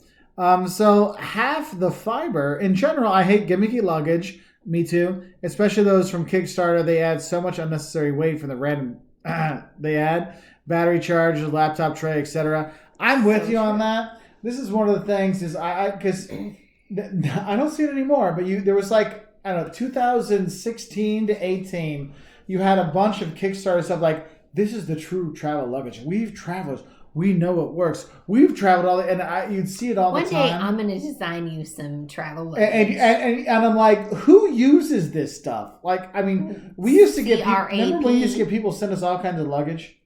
Oh yeah, people used to send us luggage and like, can you say what's good and bad? Can you blah blah blah? And I'm like, well, this is crap. Like that's the end. And they're like, well, we'll fix it. I'm like, no, I'm not even going to spend my time going to the post office to send your stuff back.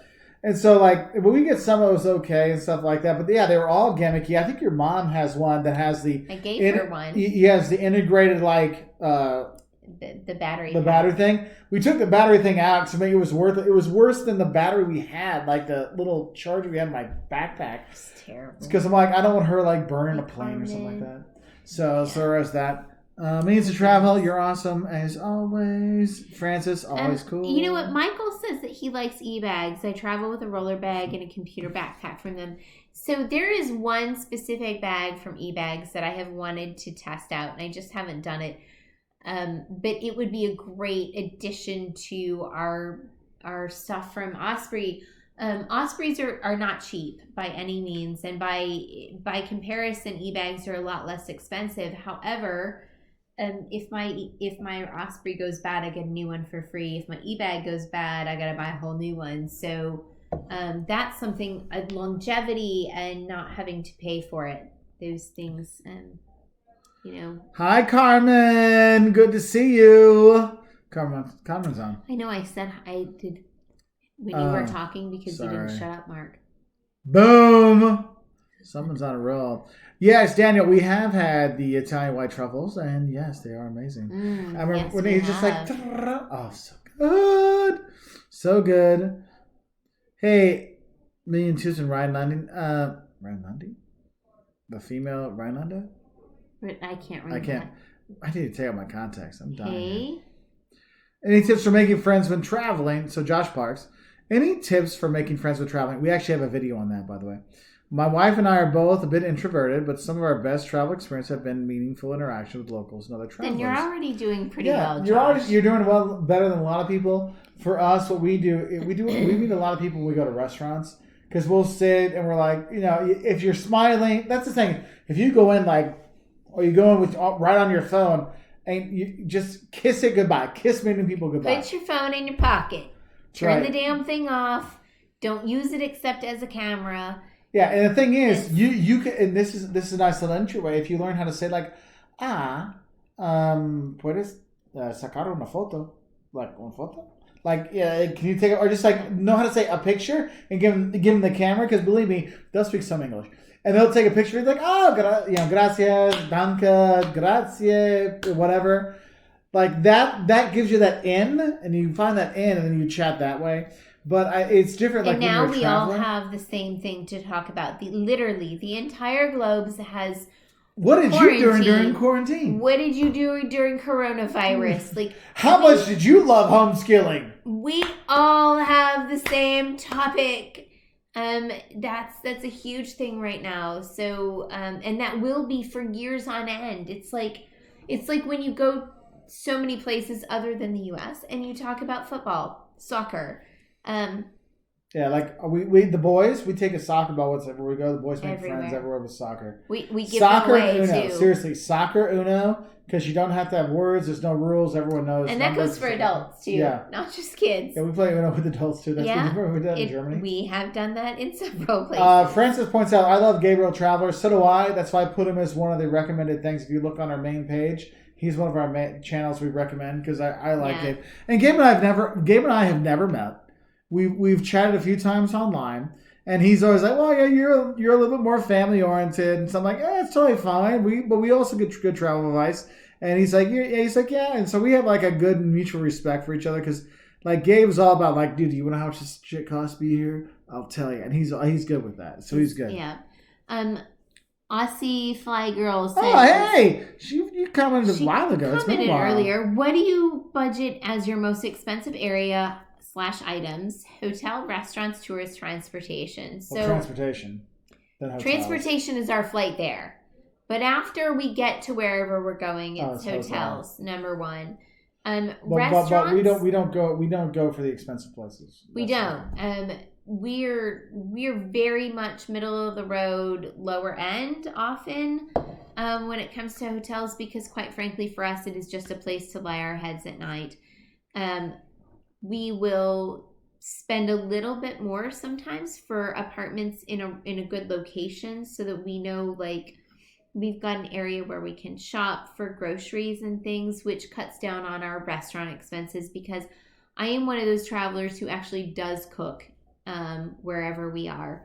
And it may only be, dinner or something, because breakfast is cheap everywhere in the world.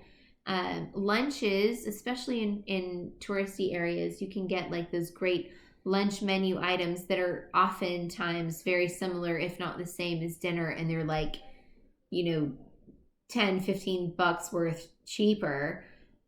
Transportation, tours, we don't do a ton of tours, but when we do tours, we're really particular about our tours. So those are a little bit more expensive sometimes. Good night, Emperor King. Yes, good night, Emperor King. I'm glad you were with us tonight. Yes. Send me the thing about the fifth hate of Ottawa. I'd appreciate that. And someone was saying something about, gosh dang it, where did it go? So Thomas, right, in the U.S., any AAA office can issue an IDP, International Driving Permit, in 20 minutes. Yes, included in Champaign, which I know you know, Thomas, right on Neal Street. Sam says, I'm sick of living through a major historical event. Sugar, we all are all with you. I'm so with you. Oh, the other people are like that. I'm tired of this crap. This is just crap. This sucks. I agree. It sucks. Who Mark said a naughty word. Hush now, Christian. I don't recall that. Dag nabbit. There was something. She said naughty word. I don't know where it went. There was something I wanted to answer too, and I only saw it for a second. It was somewhere up here. Well, we've been on for 3 hours and 8 minutes. So we probably need to start wrapping it up here. We'll get a few more in here. That happens around 11. Thank you, Flatulent Cow. That is another awesome name. You and Popped Jimmy in to too send close some to love get and married. care. Oh, goodness. Found out there has been story. May well stay for that. You certainly sound like my partner, and I drinking. Oh, dang I love it. it. I love it. Thank you, Flatulent Cow. You need to start either a beer company, a wine company, or a whoopee cushion company, because that is awesome, by the way. So funny. Let's go through some of these last ones here. Um, Steak Florentine. So good. So good. Mm-hmm. And it jumps to we lost all that stuff I was trying to read. Dang it. yeah, there was something I really wanted to do. Shayla, I'm glad we can give you a distraction for these crazy times. That's what we've been trying to do with all these live feeds. It's really nice. Yeah, we got ours too in Thomas. We got ours in Champagne as well. Okay, so Jasleen, what would be a good budget for a year abroad in South America and Africa? A year? I can't give you a year. I would say if you're doing hostels in Africa I wouldn't do South America because I can't do Africa because I did not spend enough time backpacking there. But South America, you can do it really, really cheap. Not as cheap as Southeast Asia. That's why you have all those travel bloggers based in Bali and Thailand and stuff like that because, living in a fancy hotel for $30 a night, you're not going to get that. In South America, you can get hostels for $15 a night, $20 a night, no problem. So there is that, and it can be relatively Who safe. are you answering? Because I was reading other things. Emily? I can't. It moved. Emily Jasleen. said... Okay. That was the one I was looking for about South America and Africa. So a year abroad in South Africa or Africa. Oh, wait, yeah. Or South America and Africa. So East Africa is probably the safest part of Africa right now, generally speaking. So that should always be taken into consideration is safety. And East Africa is probably your safest bet all around. Emily says, my husband wants to travel to tropical places and I want to go somewhere where I can get great cultural experiences. What country would you recommend that would make us both happy? So Southeast Asia is something where you can get both of those things. Things like Ecuador, Nicaragua, Peru, Costa Rica, Central and Northern South America. You can get a lot of that. Also Brazil. Brazil has some issues if you haven't traveled a whole lot. I feel like my opinion is to recommend Brazil to people who are a little more adventurous or who have traveled a little bit more. So you know how to handle some certain things there. So Megan Morris points out where Means to Travel has left us. So Means to Travel has been promoting Schnott wine that we love from Uruguay. But we can't find here. We can't find here. Liz, if that's your real name. Only Derek knows. Beth. Thank you. I've been hunting for tomorrow's chat, but having no luck. Total Wine or my local wine shop. Can't wait to hit up Benny's when this is over. Yeah, that would be nice. So hopefully we'll be there so you can watch that. Thanks, yes. Qing Dynasty, I just want to say that Beijing is full of history and we learned so much and enjoyed it. Wanan. Yeah, but Wanan. But we had I think Xi'an was our place. That's where we really enjoyed. Aussie Fly Girls, shout out to all the nurses, Nurse Appreciation Day. Amen to that. Thank you, nurses. Cheers. I will need a nurse later after all this. Didn't that help? Yeah, I feel better. Henry Martinez, thank you very much for the super chat, my friend. Any chance you guys go to Nomadic Matt's TravelCon in September in New Orleans, having a great evening, Mark and Jocelyn? I highly doubt he'll still have that this year. So I've talked to people who've gone to TravelCon, and there's another one, T-Bex, that's popular. And I don't know. Nomadic Matt does a really nice job with his blog and stuff like that. But from what I heard from people that have gone to both of them, they've enjoyed it. But it seemed like TravelCon was more like meet your favorite travel vloggers. And when I go to conferences, I want to learn and I want to like get as much out of it as I can. We're on a different end than most people. Yeah, because since I have a full-time job, so it's like anytime I get off, when it's a free day, it's got to be towards something. So there is that. So yeah. And Christian, are you already in Tennessee? Because you said you had Cheerwine soda. What? It might have been when he went there. Because you can't get that in California. Yeah, he's still in California. He was in California like 2 days ago. He's still there. I was pretty certain Christian, about that. Is that your real name? Are you tricking us? Yeah, no. Cheerwine is a thing. Yeah, it's a thing there. It is a thing. Kat has the best hair and makeup. Can she come do mine? Kat is pretty cool. Okay. Christian's a professional at nursing drinks. That's so funny. Dude, you let me know when you're playing down I love you all. I've had such a good time talking to y'all tonight. I've had a headache for 2 days, and you have made my day better. Thank you for that. Ooh, thanks, Curitiba. I love Curitiba. Cool. Curitiba's cool. Yeah, Caleb's taekwondo instructor was from Curitiba. The Traveler, how do you feel about excessive and aggressive security at the airports, especially in the U.S. and Australia? Do you feel we are giving up too much at a little race? Yeah, I actually do. They're going a little bit too far. But you know what? There's nothing you can do about it. What are you going to do? You can not fly, and that's not really an option. Well, it is for some people. Yeah. There you go.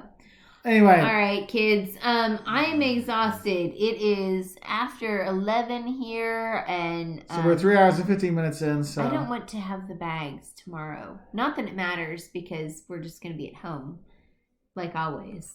Yeah. Monaco's, I don't know what first sort of event I'll go to, but it'll be something fun. You know what's going to be? Georgia football. Wouldn't that be nice? Would be. Go Dogs!